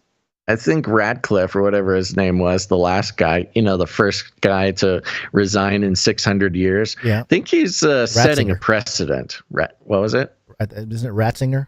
Something. Yeah, that's what it is. He set a precedent. And I think Francis is like, oh my gosh, wait, I can just quit? I don't have to do this anymore? Oh my goodness, let me out of here.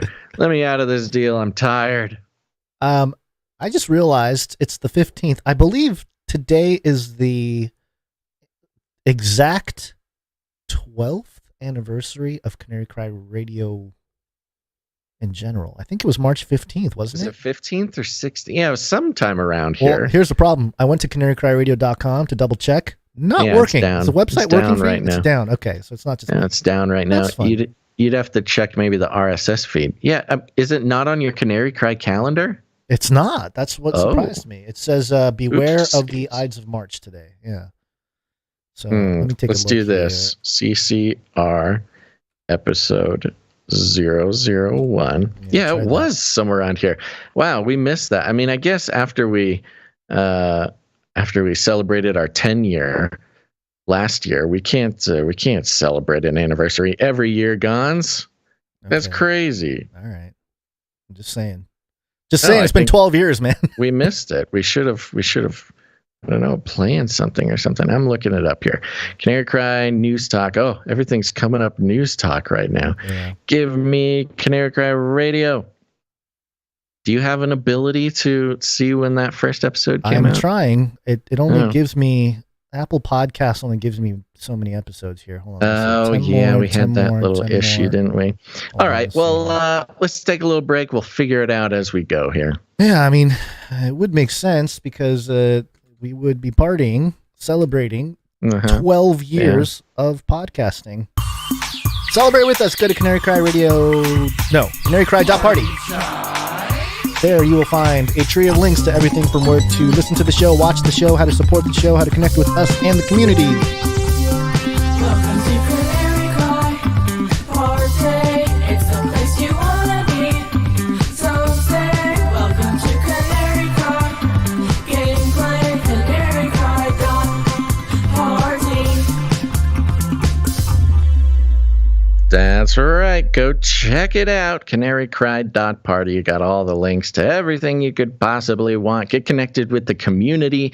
Find all our resources. We've got not only our big social medias, but we've got CanaryCry.community, which is our non-algoized Canary Cry sort of social hangout zone there. It's very cool. Go jump in. You can also get in the Discord channel over there as well.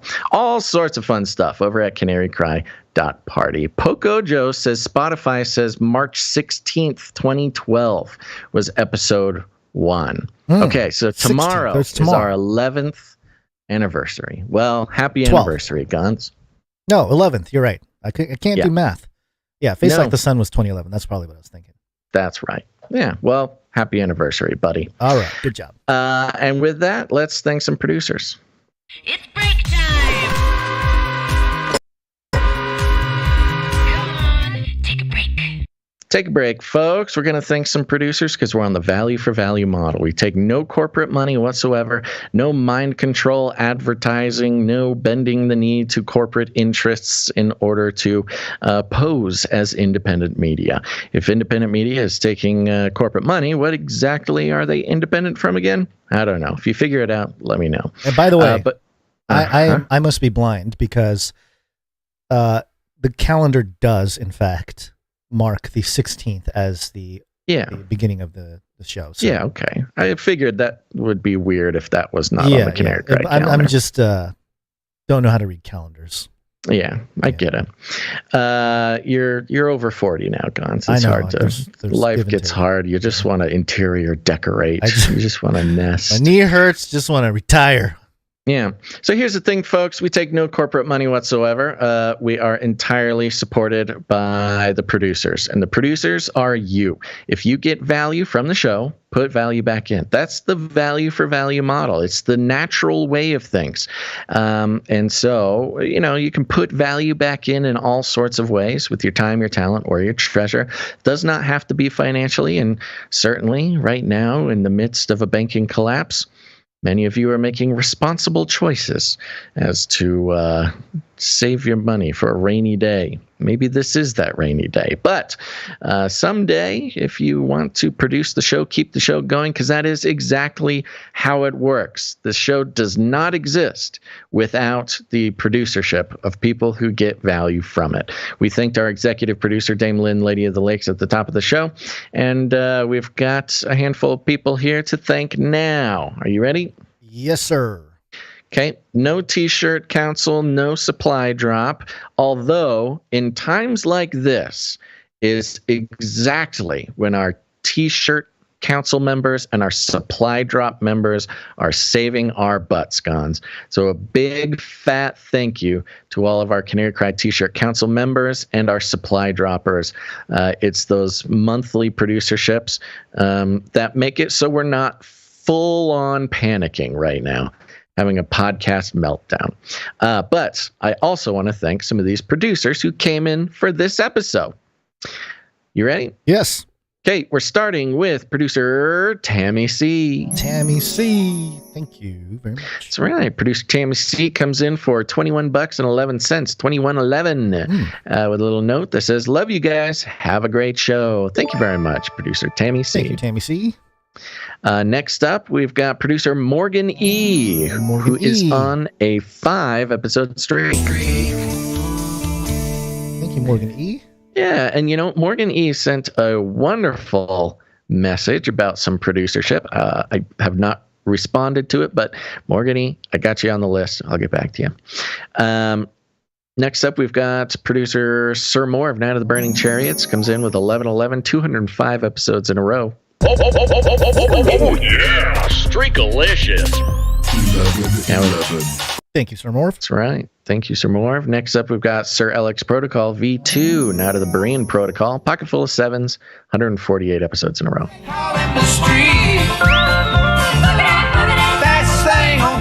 Thank you, Sir Alex Protocol V2. And that's... Not sure why there was a cow. Why is that I don't know. Okay. I'm not sure. Sorry. It's supposed to be a coin drop sound for Sir Alex Protocol, but turns out it was a cow. Interesting. Fine. Well, no problem. You never know. You never know when you push buttons on this show what's going to happen. So that's right. Stay Again, it's the toes. the charm of a human live podcast. No AI perfection here, folks. Yeah. Okay, and that's it. That is the list for today of people who came in support of the show for 777 or more. Thank you very much for doing that. Entitles you to have a note read on the show. And then we got our streakers who are coming in under the 777 cutoff. Okay. Let's thank them now. All right. Starting with Dame Gale, Canary Whisperer, and Lady of X's and O's, 235 episodes in a row. Thank you, Dame Gale, also the executive producer of this episode. So appreciate that. No. No? What am I getting Dame wrong? Lynn. Oh, Dame Lynn. Lady of the Lakes I'm sorry. is the exact. My bad. I'm Dame sorry. Gale. It's keeping the streak going. Thank Okay. you, Dame Gale.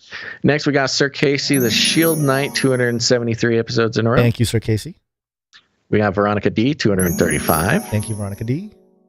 Doctor Who Dundat's here with 37. Thank you, Dr. Who Done Dat. Sir Scott, Knight of Truth, 262. Thank you, Sir Scott. There we Appreciate all go. of That's you. all our financial producers for this episode. Thank you so much. If you would consider the value that this show brings to your life. Has anyone else tracked down the context of the drone accident and the Saudi Arabia situation and the teams aligning themselves on either side of the field for World War III and the U.S.'s desperate attempt to stave off the inevitable? Well, what kind of value does that bring to your life? Hopefully something.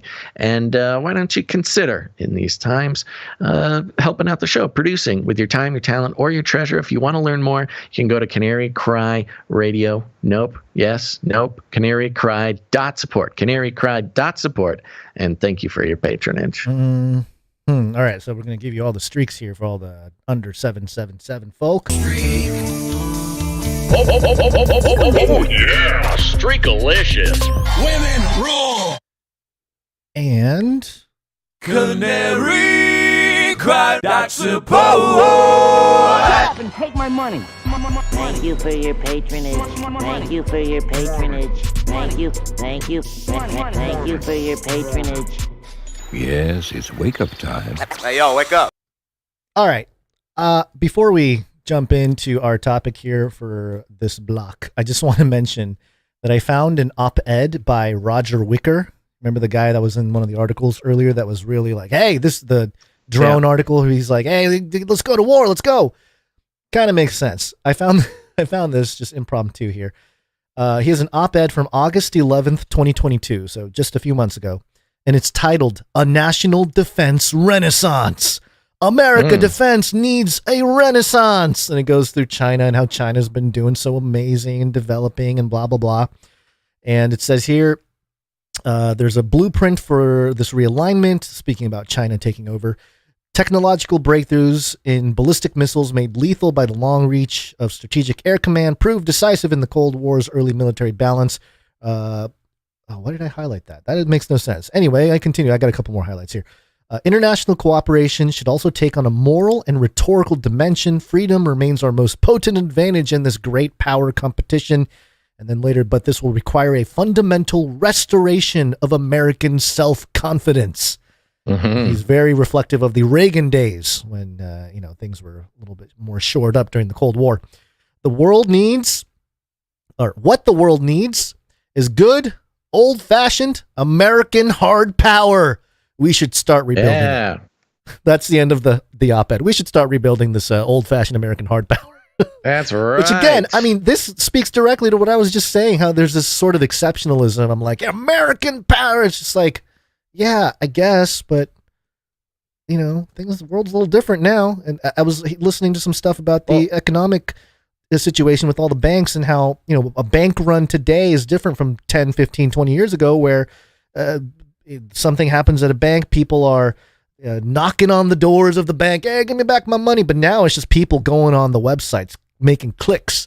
You can have a few thousand people making clicks, and that can destroy a bank. So anyway, just a whole different world we're living in. So you're saying that the U.S. shouldn't have hard power? I'm not. No, that's not what I'm saying. But okay. But as far as the sort of tactics involved in how to, because we've been talking about a Cold War with China for years now. Mm-hmm. And China's been winning that Cold War. Let's just be honest in terms of taking over, and even more obvious now with these strategic moves with other countries. So anyway, as part of that whole debacle, leads us into COVID.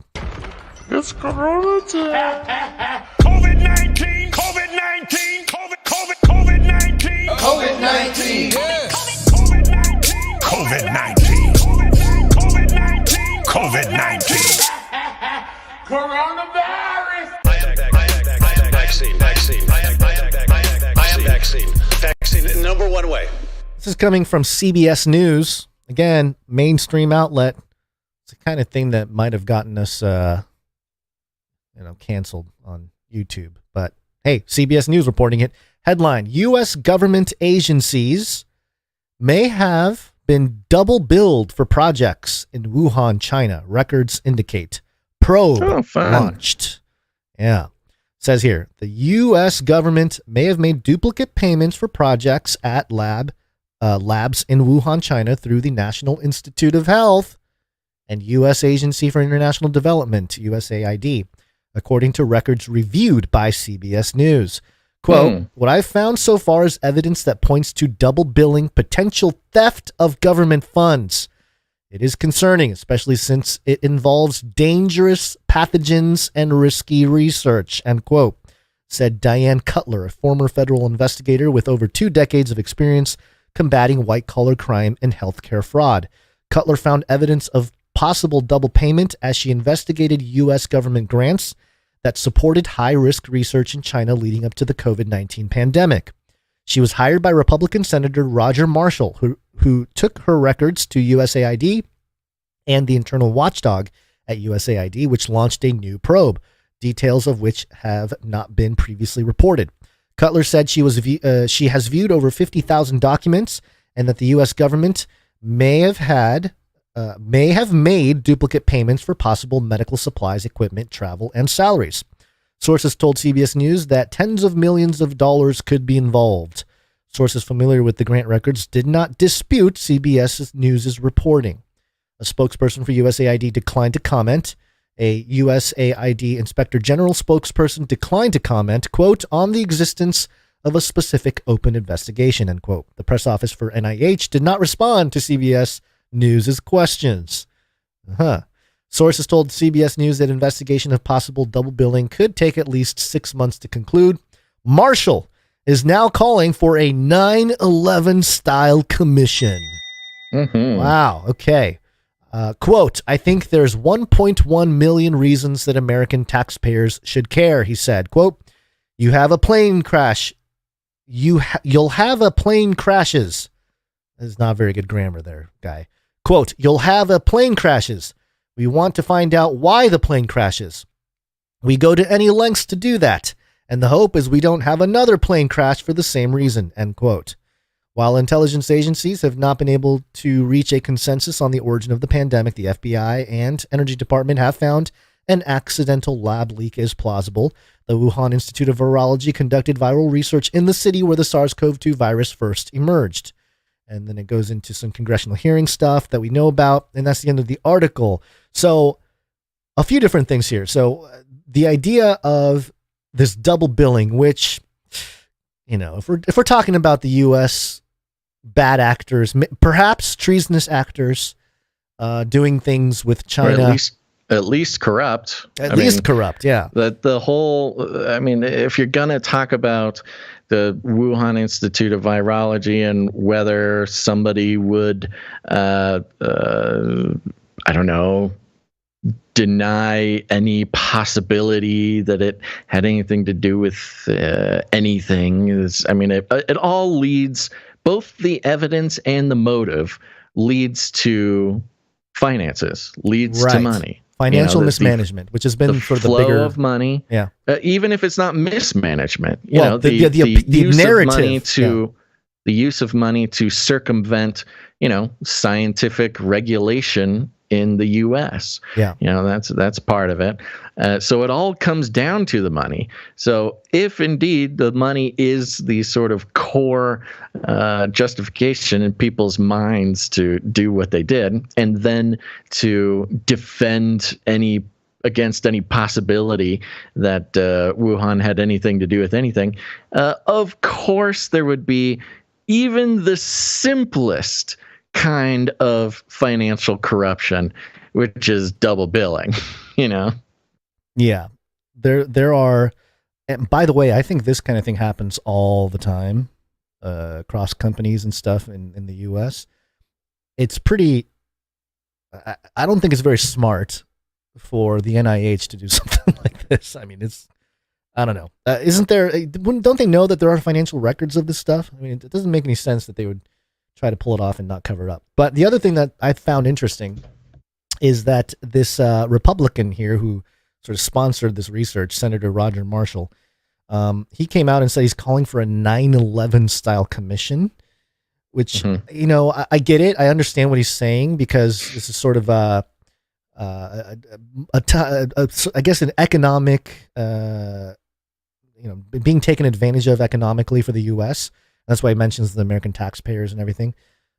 But it just seems to me like similar to the word Nazis being sort of, I don't know, a dog whistle for politicians to always land on. It's like you're either a Nazi or you're acting like a Nazi or whatever. The 9/11 thing has been cheapened in the realm of politics because of a lot of reasons. But, in the most recent iteration, you have the Democrats and the leftist progressives saying that January 6th was a 9/11 style event, or 9/11 moment for the United States. And so for Marshall to use 9/11 as sort of an example for this goes to show that it continues to feed into the anti-China war narrative that obviously we're seeing. But also, the fruitlessness of politics, where it's kind of like, okay, well, is this really going to make a difference? Does it matter? Well, I don't know. You could say all that. The funny thing for me, calling it a 9/11 commission style thing, is that the 9/11 commission had the missing 28 pages. Yeah. That they had the intelligence and the info, and the commission gathered some of the most critical facts about the truth about 9/11 and then omitted them from the report anyways. Yeah. So a 9/11 commission style thing is like, yeah, we'll do it. We'll go through the bureaucracy of investigating, and then we'll make sure to take a big redacted marker to the important details that people will really want to know. But is this not? Oh, so this is specifically around build projects to the Wuhan Institute. Yes. That's why. See, I thought it was just sort of just China-U.S. relations and certain things. No, this is like Wuhan. Well, I thought it was specifically COVID, because you've got the what is it called? The bill, the House bill that just passed, that's going to Biden here soon, to declassify the intelligence. Yeah. But this isn't intelligence. No. This is financial records that they're looking into here. I think it's kind of another angle to the whole thing. Well, I really think the reason why Francis Collins, the former director of the NIH, stepped down. Remember, he stepped down at a very opportune time. It's kind of like, that's interesting. Yeah. There are many reasons we've pointed out that, hey, this could be why he stepped down. This could be why. But this happening under his watch because he was the director of the NIH. Right. So, I mean, this is very bad if they find out that he was either aware of it or he's complicit in it or whatever it may be. So, hey, hopefully he can write a song about it, play some folky tunes, and stay out of jail. But yeah, we'll have to see how it all unfolds. But I do think it's interesting. It's like another facet to the data that could shine light on what happened. Right. Yeah. Right. Interesting. Yep. So, which, it's revealing, but also can be suggested now that, yes, there was a lab leak in China, but if we're kind of looking at it objectively, U.S. taxpayers funded COVID. Yeah. Right. We funded our dollars, our hard-earned dollars paid for the pandemic. Or paid for the virus that caused the pandemic anyway. So anyway, that's fun. We'll have to see how. And I think this article, especially in light of the Fauci tour, because Fauci, he doesn't have to do anything, but he came out. We covered him last episode. He was talking about different stuff and how the different wiggle room of the interesting, intricate descriptions of what a lab leak is, and it's still natural if they got it in the wild and blah blah blah. So we'll have to continue with the narrative, or continue monitoring the narrative here. But let's move on to some staple topics that we've covered over the years here.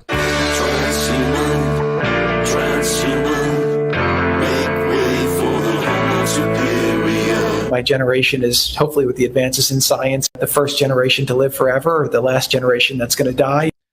Yes, sir. This is all about the days of Noah. But as the days of Noah were, so shall also the coming of the Son of Man be. PopularMechanics.com had this headline: humans are on track to achieve immortality in 7 years, futurist says.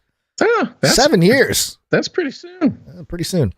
Who is this individual? A new video from the YouTube channel Adagio revisits futurist Ray Kurzweil's ideas about how for humans both singularity and immortality are shockingly imminent, as in potentially just 7 years away. Both concepts may take a stretch of reality to attain, but Kurzweil and his supporters are quite limber. The idea of singularity is the moment AI exceeds beyond human control and rapidly transforms society. Predicting this timing is tricky, to say the least. But Kurzweil says one crucial step on the way to a potential 2045 singularity, which we've been covering for a long time, is the concept of immortality, possibly reached as soon as 2030. A familiar year for anybody who's been keeping track with the Sustainable Development Agenda 2030. And the rapid rise of AI is what will make it happen. Kurzweil believes that our technological and medical progress will grow to the point that robotics, he dubs them nanobots, will work to repair our bodies at the cellular level, as reported by Lifeboat, turning disease and aging around thanks to the continual work of robotic know-how. And then voila, immortality. Naturally, the promise of immortality by 2030 has believers and critics equally excited and skeptical repeatedly of Kurzweil's bold predictions. Of course, it doesn't help that humans are experiencing a downward trend in global life expectancy, and leaders in the space are predicting that if this singularity does occur, it will wipe out humans altogether. As scientists continue to work on the idea of self-repairing cells, we'll need some major steps forward on the cellular level to make immortality a possibility. Of course, it may all be moot if we can't figure out a way to fight off the dominance of the AI that keeps us alive. This is kind of a weird article because Ray Kurzweil has some very specific ideas about how immortality can be achieved, including uploading your brain to a computer. Right. And the only practical thing they mention in Popular Mechanics is nanobots that repair your cells. Yeah. I mean, it's an example that he's giving. Is that actually what Ray is talking? Is this more of an article that is just saying like Ray Kurzweil exists still, people? He's still there. It is very interesting. His name sort of dropped out of mainstream reporting for a few years, but he was really one of the first guys talking about the technological singularity and living forever and resurrecting his father, and the guy. Right. So Yeah, it's interesting. But yeah, the nanobots thing is interesting to me as well. I have it highlighted here because it says Kurzweil believes that our technological and medical progress will grow to the point that robotics, he dubs them nanobots, will work as if nanobots hasn't been a thing. Ray Kurzweil invented nanobots? I don't think he invented it. I mean, maybe he coined it. I don't know. It's possible that he coined the term. He did not. I do not think he did. Okay, I don't think so either. But yeah, it's just interesting. It's like, Ray Kurzweil said it, so it's a real thing. But if some anti-vaxxers say it, then it's just nonsense conspiracy theories. So it's all based on this video, this entire article, and I'm looking now at other articles that are linked here, like that lifeboat article. Mm-hmm. They're talking about this video from a YouTube channel called Adagio, Adagio. Yeah. This YouTube channel has 642 subscribers. Hey. What is this? What is this I don't know. Popular Mechanics article being written about some YouTuber? This is just some guy. I don't know. It's very His strange. videos have like 600 views a piece. This is part of the new media thing where they can kind of similar to cherry picking straw men. Who is this? This has to be the channel of like a recently fired mainstream reporter or something. Somebody, maybe left Pop Mechanics got fired by somebody in the mainstream. I don't know. But also, this is an opportunity to bring up a topic that I think we covered it briefly, but it's an article from Fortune from February 23rd, a few weeks ago. And the headline here is reverse aging already possible? Drugs that could treat aging might already be on the pharmacy shelves. There's a couple fun things here that I thought was interesting, and we'll get to some of the more thematic points here. But it says at 67 years old, Dr. Nur Barzilai looks about the same as, if not younger than he did 10 years ago. It's apparent in side-by-side photos, and it's what most people know him. And it's what most people who know him say. Barzilai lives a healthy lifestyle. He exercises every day, eats right, and practices intermittent fasting. He's also been taking the diabetes drug metformin off label for 10 years. He's never been diagnosed with diabetes or prediabetes, the condition for which the drug is approved and prescribed, but takes it for different off-label reasons. Quote, we know that it targets aging, said Barzilai, who's a professor of medicine and genetics at Albert Einstein College of Medicine and director of the American Federation for Aging Research. Quote, people on metformin have 30% lower rates of almost every kind of cancer. It delays cognitive decline. Even people with diabetes who are obese and have more disease to start with, but are on metformin, have lower mortality rates than people without diabetes who aren't on the drug. Metformin is just one of many medications, including other old ones, and some brand new inventions that academic researchers and biotech startups are exploring to slow, stop, and perhaps even reverse aging. So that's interesting. I thought that was interesting that there's already a product out there, not for the purpose of slowing down aging, but people are using it for that. It's like a mature version of the NyQuil fad or something. It's like, I want to change my state, but it's actually like preventing aging. I just thought it was. Yeah. What's weird too, though, is metformin is one of these really controversial drugs. Like if you go on the internet, you search metformin, there are entire websites and blogs and accounts all about how metformin will give you cancer. There's like tons of people who refuse to take it. It's for diabetes. Yeah. And, it's kind of like an anti-vax, how anti-vax used to be, right. Right. Not the current form, and there's like huge communities who are devoted to talking about how metformin is a drug being prescribed to like kill you and give you cancer, and you don't need it and all this stuff. It's possible that this sort of thing, that articles like these, is a longer term setup for, a potential anti-human sentiment that can be garnered. You know what I mean? So, for example, if you're not for these drugs that can help you, they're obviously helping you. It helps this guy, this doctor guy. What, you want to die early? So it's like anti-human, I don't know. Interesting. Yeah, so targeting undead cells, dozens of biotechs want to be the first to realize that promise through drugs called senolytics, talking about immortality, or at least reverse aging. In certain diseases, these pharmaceuticals can clear out toxic, old, dysfunctional cells and leave only young, healthy, well-functioning ones behind. Senolytic dasatinib, Sprycel, is FDA approved for certain types of chronic myelogenous leukemia. Here's why researchers think senolytics could do more than treat one specific disease, and it goes into some more details that are a little bit boring, so we'll skip over that. Understanding biological age. So this is where it gets more fun, not more fun, but just, the end of it.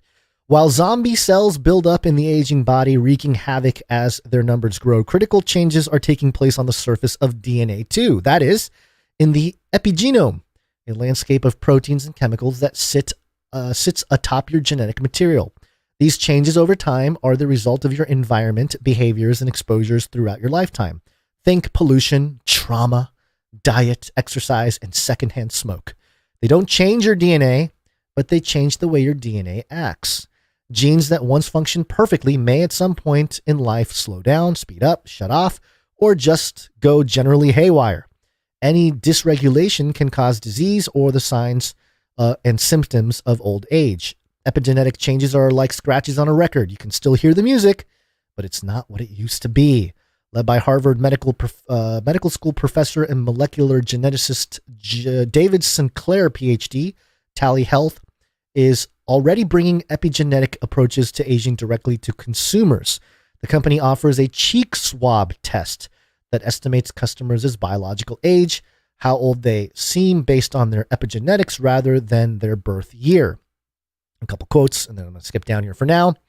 So right now they're using it to, give sort of advice on customers on how they should change their lifestyle. For now, the means to turn back the clock are mostly lifestyle changes, but Sinclair, who has founded several biotechs and others, are researching and developing drugs that might slow or restart the clock so genes will act like they're young again. Sinclair and his collaborators have shown that this is possible in the eyes of blind mice. In newborn mice, if the optic nerve, the nerve that carries messages from the retina to the brain, is damaged, it will recover. But in old mice, it can no longer heal. In Sinclair's lab, they crushed the optic nerves of mice to blind them. The serious injury to the eye caused epigenetic changes that resemble those that happen in old age. They then injected the nerves with genes that contained factors they expected would reprogram the genes to behave like they were young again. The treatment reversed the age-related epigenetic changes in the eyes, rescued retinal cells, and led to regeneration of neurons. Since then, Sinclair and his colleagues have corrected similar age-related epigenetic changes in muscle and kidney tissues. Other researchers have successfully used the technique to extend the overall lifespan of mice. Sinclair expects to release results of his study, which tests this concept in primates in a few months. The holy grail, of course, is to erase the scratches that time puts on our own epigenetic records. Sinclair says that's coming. It goes into some other treatment issues at the very end here. Targeting the health span, no matter which approach becomes the first prescription drug for aging, researchers in the area tend to agree it's coming soon. It would be expected to improve and extend life not only for average older adults, but also for those who currently tend to get chronic diseases and die sooner. Childhood cancer survivors, people living with HIV, people living in poverty. Researchers predict the implications will be huge when the healthy years of life last longer for everyone. Economist Andrew Scott calculated, because we want to know about lifespan with, our economy, calculated that a slowdown in aging that increases life expectancy by just 1 year would be worth $38 trillion. A 10-year increase would be worth $367 trillion. Quote, that's because with this kind of increase in life expectancy, we're not spending that time in the hospital. We're not sick, Barzilai said. Quote, we're shopping, we're traveling, we're participating in society, we're living life, and that's what we want. And yes, that is what we want. But also, kind of a stretch to start arguing that you extend your life and all of a sudden we got trillions of more dollars flowing through the economy. But what's the idea there? If they're talking about they extend every single life by a year, it's kind of the idea there. I think it's just, the life expectancy 1 year. Researchers believe the implications will be huge. Economist Andrew Scott calculated slowing down aging that increases life expectancy. Yeah, so the average probably. I love it.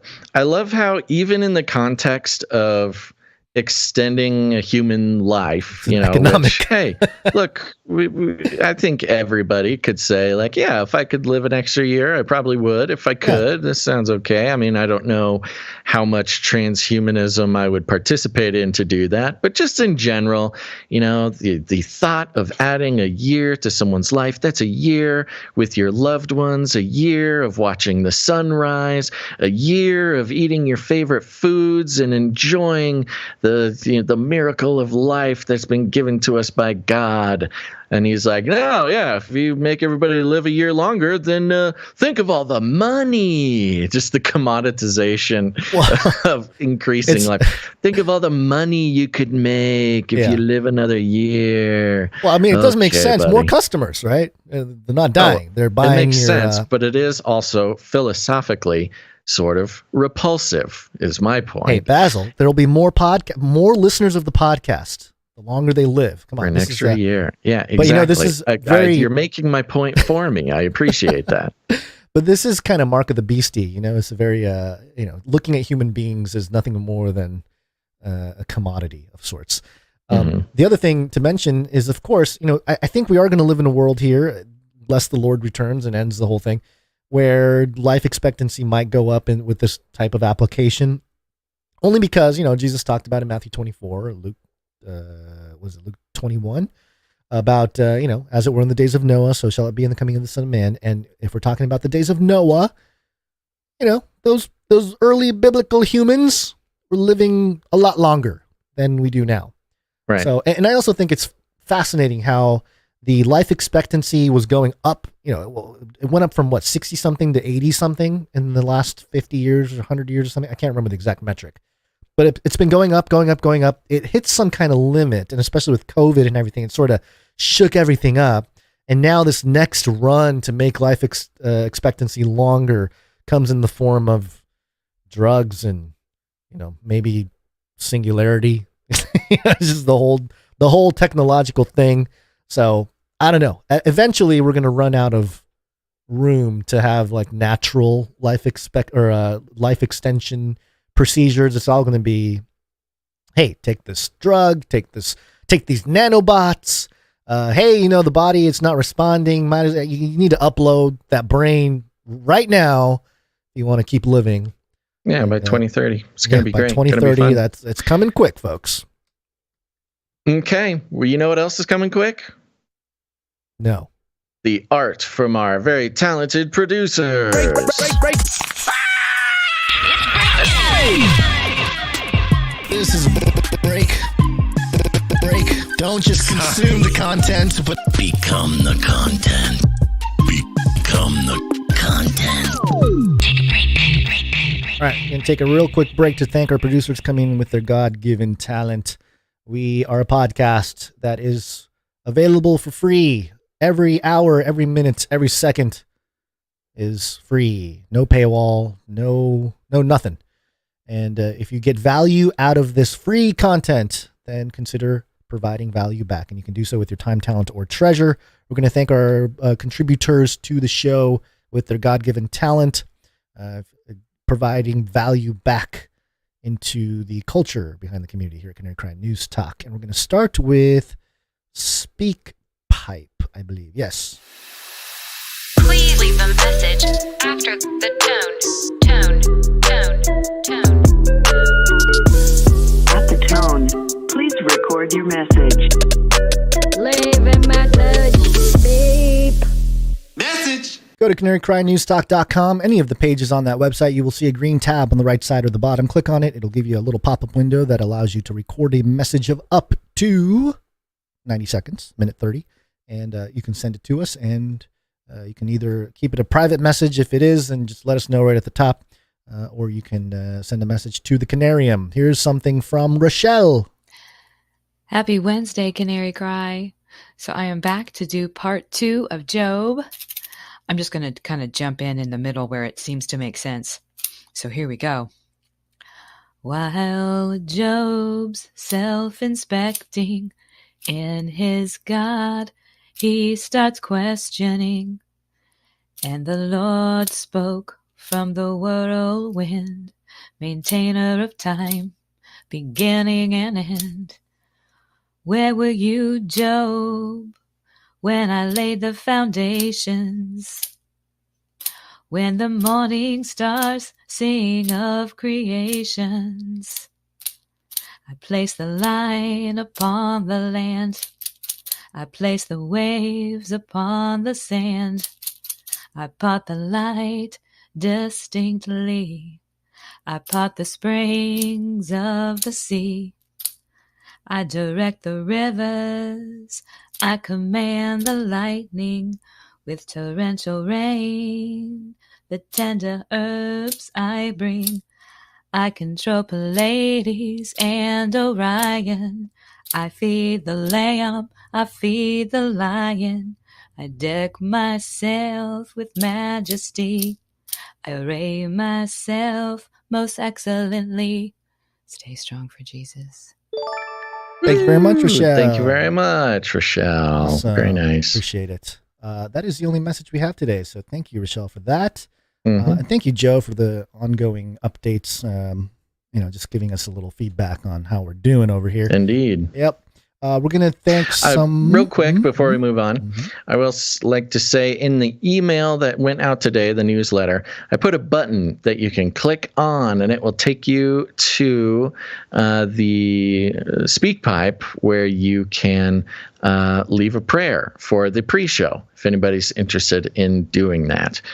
We had the suggestion, no takers yet, but if anybody would like to open up the show in prayer at the top of the show, I think that'd be cool. Be fun. Yeah. So if you check your email box, you navigate to the newsletter there, you'll see a button I put in that email. If you didn't get the email, you can still go to canarycrynewstalk.com and just leave it there for us, and we'll start playing them in the pre-show. Yep. All right. Some audio production. Audio production.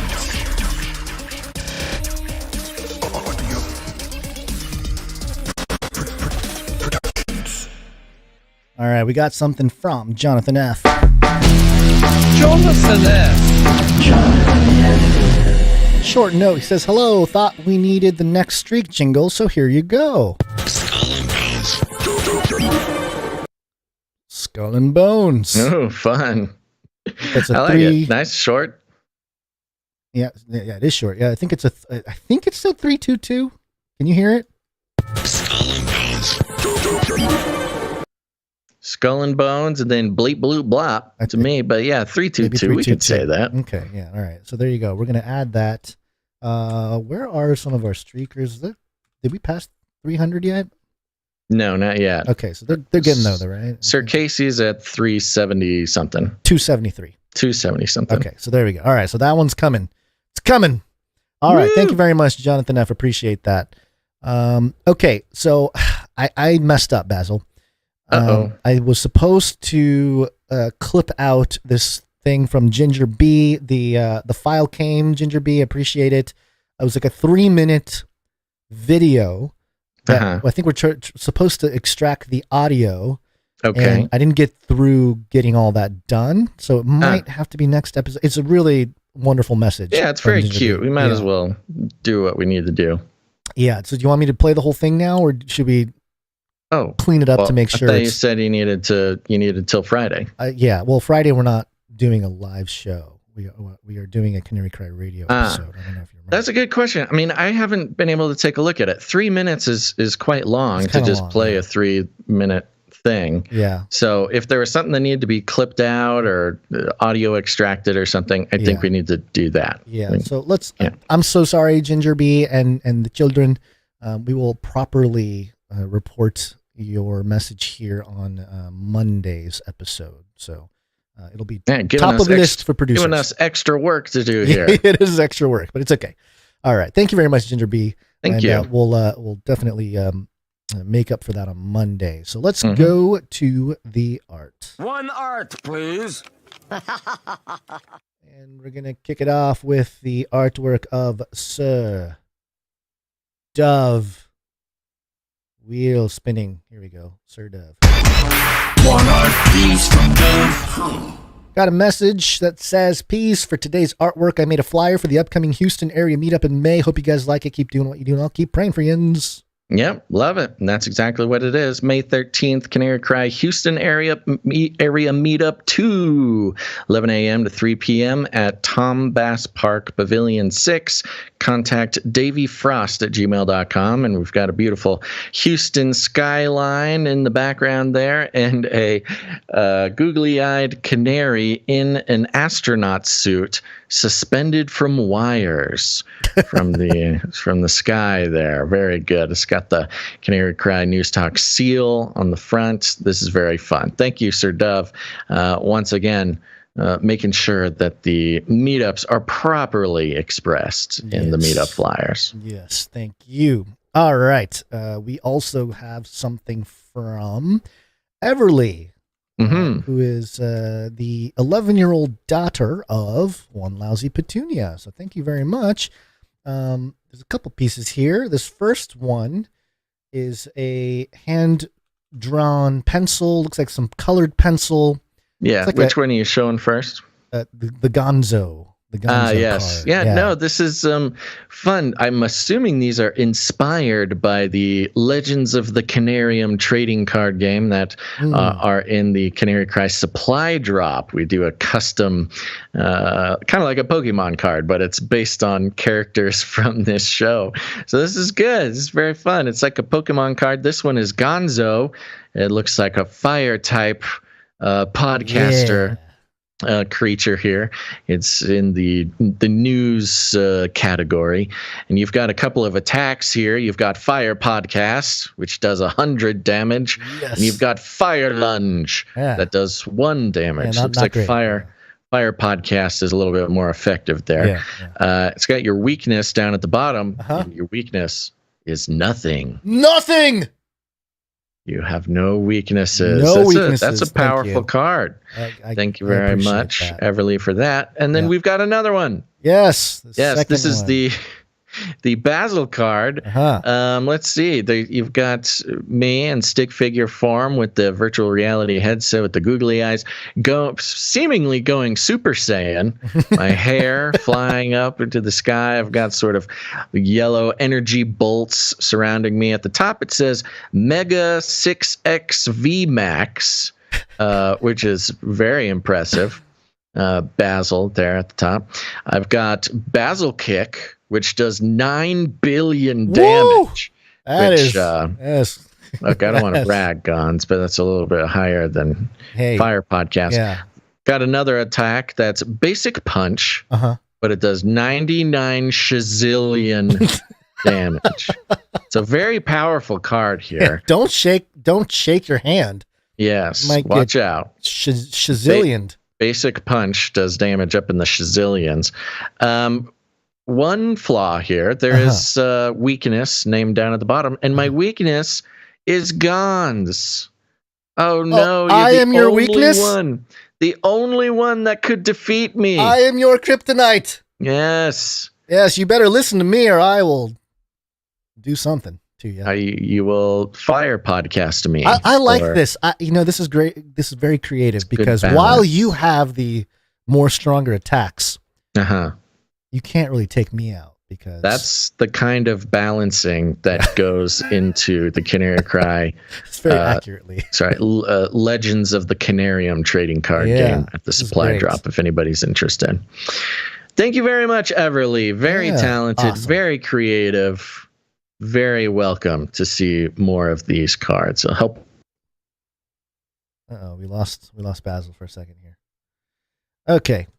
Did you mute yourself or I don't know why that keeps happening. There's no reason why it should be muting. It's Russia. But it just randomly mutes. It's China.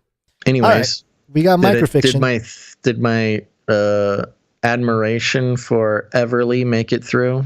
Partially. I think it'll be on the podcast version. Yeah. Listen to the podcast. Thank you, Everly. Thank you, Everly. Thank you to all the producers coming. Oh, we got the microfiction, of course. Yeah, duh. Microfiction. Microfiction. This first one is from Runk Smash.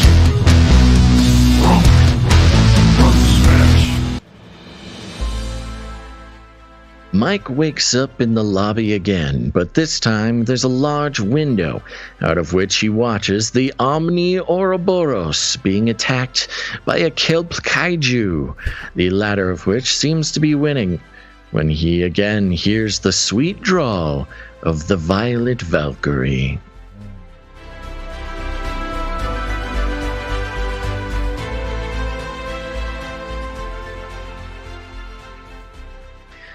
The interdimensional adventures continue. Thank you very much, Runk Smash. Thank you, Runk Smash. All right, we got something from Stephen S. The trendy TikTok channel Hex Hacks offers sage life advice from Nadia Obamowicz. Eerie canned music and tilted camera focused on her dark yet glamorous dolled-up face. Her latest incantation covers the avoidance of traffic citation, fees, and points.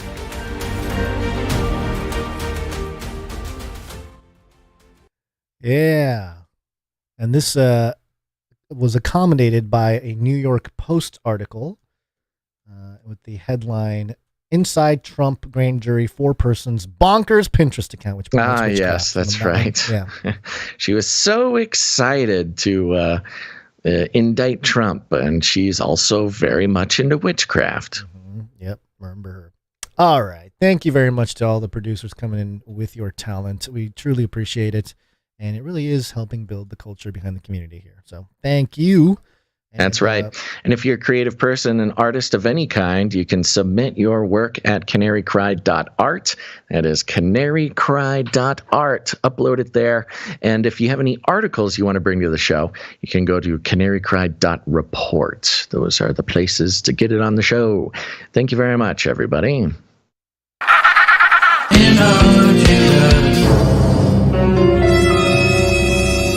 So a new discovery in Antarctica.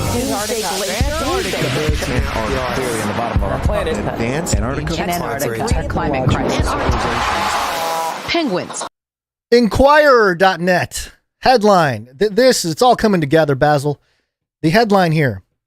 Antarctica, a savior to the future of Earth. And there it is.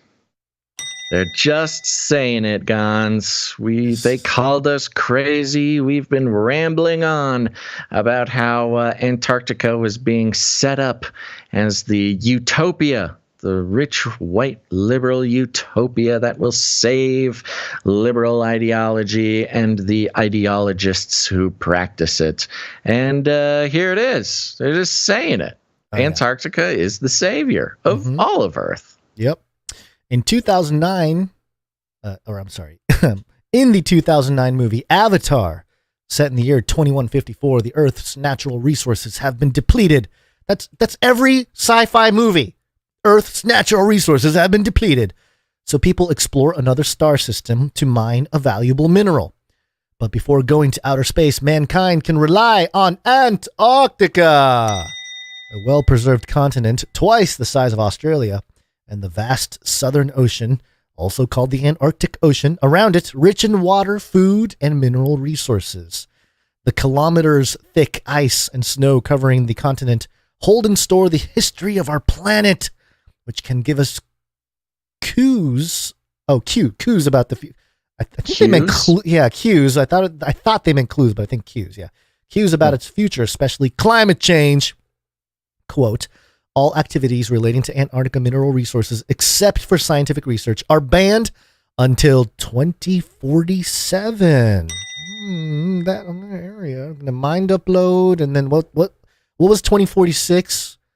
We had that article the other day from about 2046. Something was going to happen. It was the year after the upload. Yeah. I forget. Was it the end of the world? It's the meteors hitting. The meteors, that's right. Okay, so we got Mind Upload 2045, Meteor 2046, and then opening up research in Antarctica 2047. No, not research. Sorry. Or mining. Open up mining and mineral resources. And perfect timing. Yeah. After the meteor hits, that's when you can mine in Antarctica. Well, especially if they're going to the asteroid brings to Earth when it hits, when it destroys California or not California, Los Angeles or New York. Those are the two targets. Whatever that material is, it's going to help build the quantum computer. So we gotta mine that, and then you find the same material buried under ice in Antarctica. I'm just spitballing. Are you? Yeah. 2047 under the Protocol of Environmental Protection to the Antarctic Treaty, but fishing is allowed up until a certain level set by the Convention for the Conservation of Antarctic Marine Life Living Resources. Dr. Kim Ye-dong, president of the Scientific Committee on Antarctic Research, said in an interview last week with the Korea Herald, SCAR is an interdisciplinary body that coordinates international scientific research efforts in Antarctica, including the Southern Ocean. There's also the bad guy in Lion King. The sustainable level of annual Antarctic krill. Oh, yeah, the krill. We're skipping the krill stuff. Blah, blah, blah. We know about the krill. It's been a while. Currently, some 100,000 tourists visit Antarctica annually, according to Kim. Around a third of them are Americans. That makes sense. Listener, who do you think is number 2? I asked you, Basil, and you got it right. So I'm just giving a moment for the listeners to maybe guess. Easy peasy. Number 2. America, number 1. Number 2 is China, along with 10 South Korean tourists who also visited recently. Which is okay. All right, weird. Out of the 100,000, 10 of them were South Korean. The rise of tourism increases the risk of disrupting the continent's fragile ecosystem by bringing in invasive species like non-native crabs clinging on ships, disturbing its wildlife with human activity and pollution. However, managing tourism on Antarctica is a complicated issue.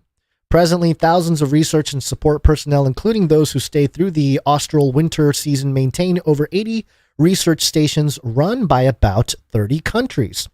Most of them are located along or near the coast, which is warmer and easier for ship access.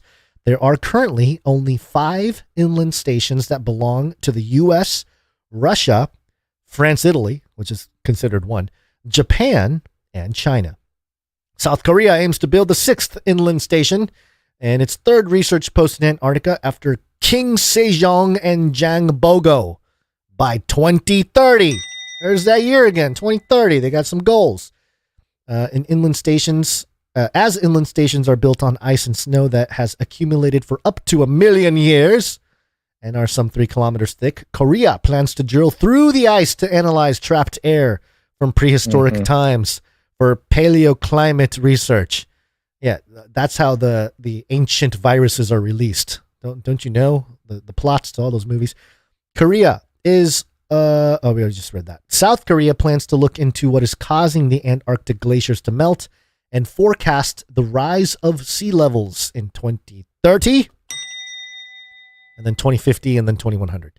The Antarctic Treaty System has been a model of international cooperation since the Cold War era, but a looming spillover of geopolitical issues has been worrying scientists, including Kim, since Russia's invasion of Ukraine. Quote, I think the Cold War reference is interesting because we've been hearing recently in the mainstream that the Cold War mentality is holding us back. Yeah. You know, this Cold War mentality is causing aggravation and may have even caused the war in one way or another, and how we need to get out of this Cold War mentality. Well, if Cold War mentality includes keeping Antarctica neutral, then maybe it's time. It's time. Open her up, baby. It's the savior of the future of the planet. So there was a meeting, the Antarctic Treaty Consultative meeting that took place and last year in 2022 when a Russian representative started speaking at this event in May of 2022. Most member countries walked out. Only a few like China, India, and South Africa remained. I wonder why.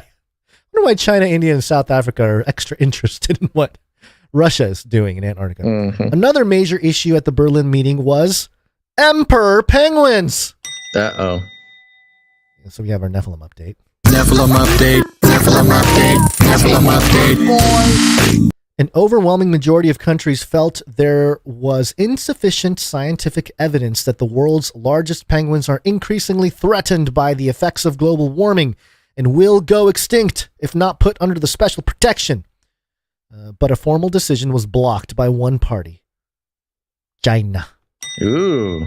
Beijing China's did not into protecting penguins. Beijing did not provide any explanation for this vote, but observers say that the country has often acted in a contrarian manner in international issues. So, yeah, the West, it's sort of like this quasi-mini, not so violent, cold, actual cold virtual war going on in Antarctica, where, the West is like, a lot of Western nations are like, hey, we got to go into Antarctica because the penguins, we got to rescue the penguins. They're going to go extinct if we don't intervene. And China's like, no. Remember the penguin pineal glands? Yeah. All the headless penguins washing up on shore in Australia? Yeah. Obviously, China is harvesting these penguin pineal glands. But what if that's Xi's favorite meal? He's like, I love. Well, considering how many penguins were dead, it's a good chance that is exactly right. Yeah. So the West has adrenochrome. The East has penguin pineal glands. That's right. Making perfect sense. While the rest of the world has the United Nations, the region south of 60 degrees south latitude, which covers about a fifth of the southern hemisphere, is governed by the Antarctic Treaty. The treaty was initially signed by 12 countries in 1959 and currently acceded to by a total of 56 nations or parties to the treaty. 7 of the 12 initial signatories, Australia, New Zealand, China, Argentina, the UK, France, and Norway. Chile, not China. Oh, did I say China? Sorry. Chile divided up the icy continent the size of China and India combined and claimed their territory. However, the Antarctic Treaty put all territorial claims in abeyance and stipulated that only peaceful and scientific activities are to be conducted on the continent. End of article. So, amidst World War III, Antarctic geopolitics is a savior, Basil. It's a savior of the Earth. How many things can we be right about over and over and over? It's really bizarre. Well, I think it's also funny that, you have these nations that are in geopolitical turmoil with one another, all going to Antarctica and having a sort of a different type of conversation. And it reminded me of the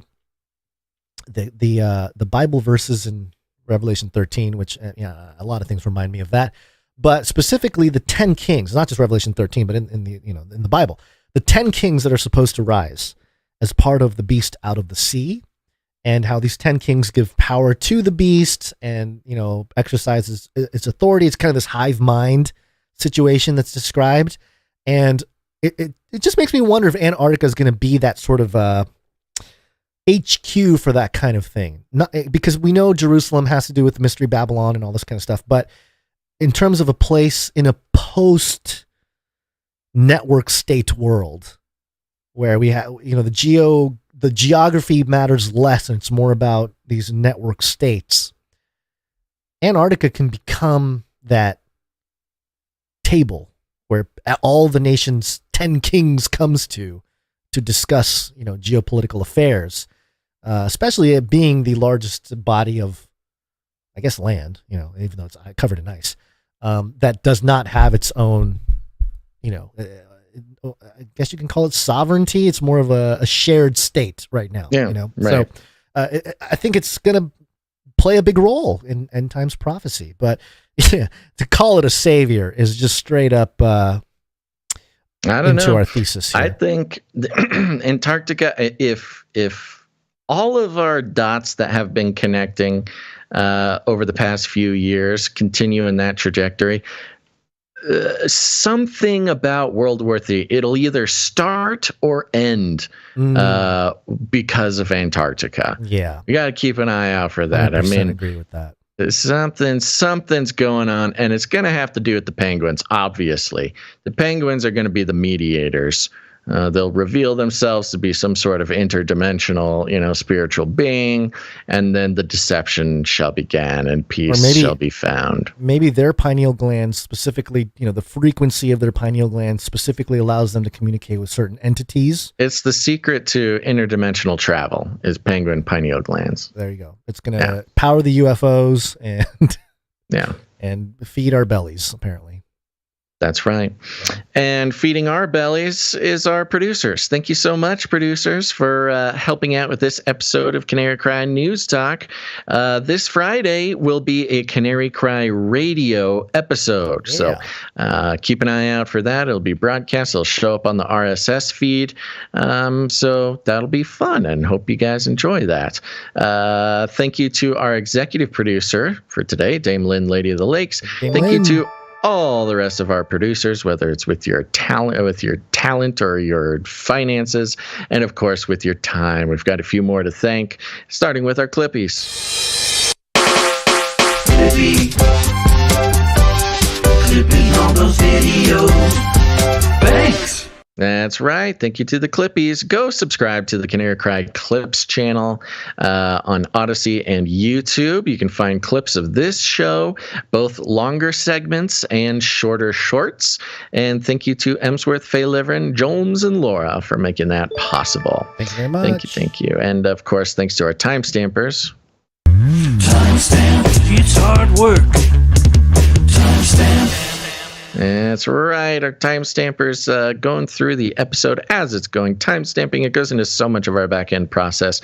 Thank you to Pocojo and Jade Bouncerson for doing the timestamps for episode 601. Yes, thank you very much. Thank you to our social media gal. The social media consultant.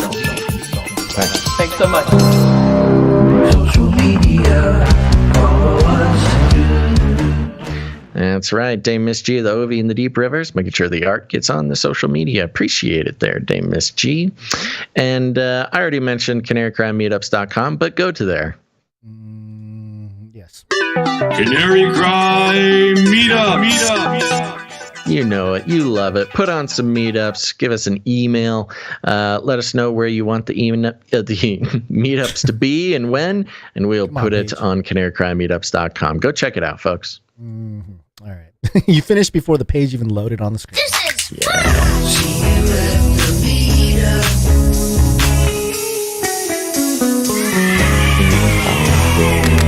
That's right. Ratings and reviews, folks. It's very fun. It's very flirty, very flattering for you to go leave us ratings and reviews on Apple Podcasts. Helps us out quite a bit. Shares the show with people who may never have gotten the chance, the opportunity to check out the show. That's one great way to help us out. Low commitment, low requirement, high reward. Thank you to Australia for listening to the show. Top 100 in Australia. Right. And New Zealand. Hey. And South Africa. Hey. Ooh. Yeah, maybe because we talk about them so much in context to Antarctica that they we had quite a rally in the Southern Hemisphere countries there. South Africa, New Zealand, Australia, gateway countries to Antarctica. Maybe the that's white why savior. So to the white savior, Basil, you can say it. Yeah. And what's up to Finland and Poland? Hey. Getting in there. It's top 50 in Finland. Hey, Finland. All right. There you go. Thank you very much. Leave ratings and reviews on Apple Podcasts. And other than that, thank you to Jam for the articles. Mm-hmm. And thank you to everybody who sent in articles over at canarycry.report. Yeah, that's One Lousy Petunia and Brother G sending stuff in. So thank you. Wonderful. Both of those, yeah. And share the show, folks. Share it with your friends. Share it with your family. Share it with all the penguins, not just the penguins' adrenal glands, but also the pineal glands. All the glands of the penguins need to know that this show is where it's at. And, you hate to see it when a penguin has totally bought into the mind control of corporate media and they trust their penguin politicians. They believe the narratives that their penguin news anchors or reading on the news. And really, I would love to see a revolution in Antarctica where the penguins start waking up to realizing that the mainstream penguin corporate news organizations do not have their best interests in mind. Because once the penguin pineal glands get a hold of that fact and start listening to Canary Cry News Talk on the regular, then they can start bringing that back to their interdimensional penguin overlords. And you know what? That's one thing that podcasts have yet to be able to do is broadcast interdimensionally. So we all know that once a penguin pineal gland has been saturated in the beautiful dulcet tones of their favorite podcast, that will inevitably end up transmitting back to the penguin dimension, which will have rippling effects throughout the multiverse. So go find a penguin, folks, and make sure they're listening to the show. Other than that, we like to call it rattling cages, and all you got to do is walk right up to them, grab them by the cage, and then you shake it. The end of the world occurred pretty much as we had predicted. I want to shake things up, stir up some controversy, rattle a few cages. Hey, stop that! You'll never silence me. I'm the last angry man, a crusader for the little guy. Leave the bird alone. Never. Rattle a few cages. Rattle a few cages. The human race will have every opportunity to improve. And if they don't? Ask Noah. Yep, just ask Noah. Gons, any last words? We'll see you Friday with a Canary Cry Radio episode. But also happy St. Patrick's Day for everybody on Friday. Indeed. Wear your green. I love it because we do a whole big thing at our house. My wife's half Irish. Do you have the little leprechauns that run around, leave footprints everywhere? Maybe we will this year. That's a good idea. Oh. Yeah. Okay. Yeah. Is that something your folks did for you? Or I mean, leprechauns in did school. In school. Okay. In school, the teachers would do that. Yeah. Okay. Yeah. All right. Thanks, everybody, for listening to this episode of Canary Cry News Talk. Make sure to tune in on Friday for a Canary Cry Radio episode. But until then, think outside the cage.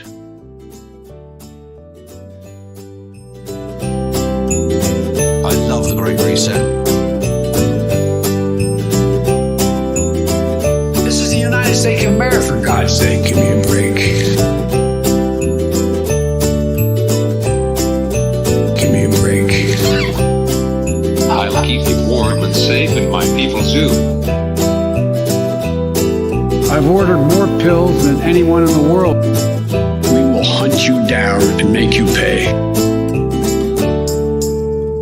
Remember, reality is an illusion. The universe is a hologram. Buy gold. Buy! Cosmos, children in the space lane. I'm an adult in a spaceship. Supersonic space lane screamed to life and the vehicle swooped upward. On board, the passengers experienced a 3 G's of force and the burst of extreme acceleration and watched the blue sky fade into space. In the back have been cleared to unstrap. Oh, yeah. In the back have been cleared to unstrap. Yes. Do it, Richard. Do it, Jeff. Do it for humanity. To all you kids down there, I was once a child with a dream. Now I'm an adult in a spaceship. He can accomplish it. You can too. Big windows, cool. Rocket ship, cool. Space plane, cool. Nukes, cool. Blowing stuff up, cool. Space plane, astronaut, rocket ship. Previous anchor. We have Bezos. He's a human. Just look at him. Go to the bathroom in bags. He can go to the bathroom in the cosmos. It changed everything. We're all gonna die. Why in space? Children in the cosmos. With your best friend brother. Wives in the cosmos. Children in the space lane. We are headed to space. We will hunt you down and make you pay.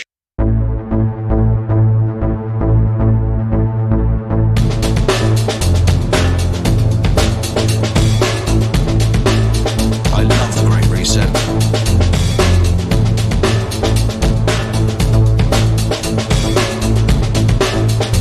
He's a Satanist.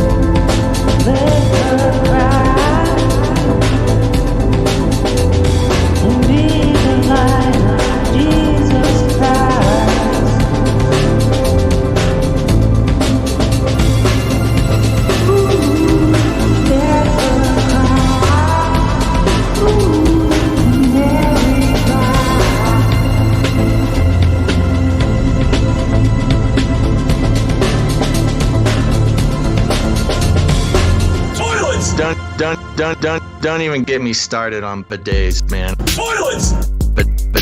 Bidets, man. Bidets, man. I'm telling you, you were living the life, man. Bidets, man. Toilets!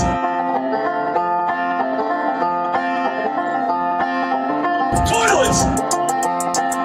This is the United States of America, for God's sake. When the news of the day gets to feeling like a maze, it's okay, don't be afraid if you don't know what to say. Canary, cry away. When your brain's in a haze on a headline days, come on, I head my way, I can help you out the cage. Canary, cry away. Armageddon's on the way. Canary, cry away. Oh, canary. Oh, the world's changing every day, each and every way you turn, there's another thing to learn. Reading in between the lines, thanking Jesus for our lives, and nice to see His glory shining like the sun. Run the race until it's done. Come on, everyone. Canary, cry away. Oh, canary, cry away. That's the way. When your brain's in a haze and the headline days, come on, I had my way, I can help you out the cage. Canary, cry away. In the future, humans will be confined in a people's zoo.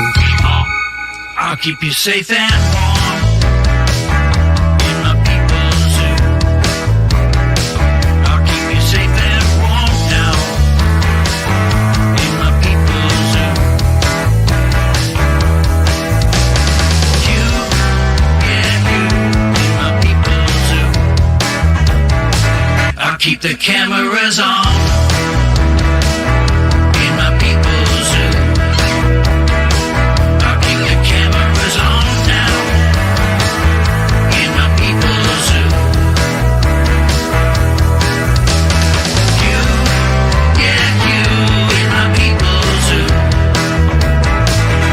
Not know what you are talking about. Science is true. Data.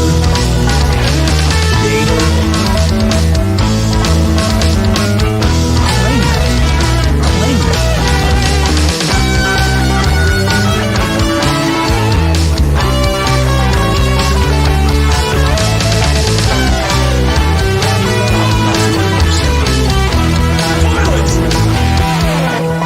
I'll make you fat and sassy in my people's zoo. I'll make you fat and sassy in my people's zoo. Give me a break. You, yeah, you. You, yeah, you. You, yeah, you. In my people's zoo. I'll keep you warm and safe in my people's zoo. Do not come back, you Nazi psychopaths. Goodbye, everybody. And that's the end. And everyone says, oh, that was fun. Bye. I'm out of here. Bye. CanaryCryRadio.com/support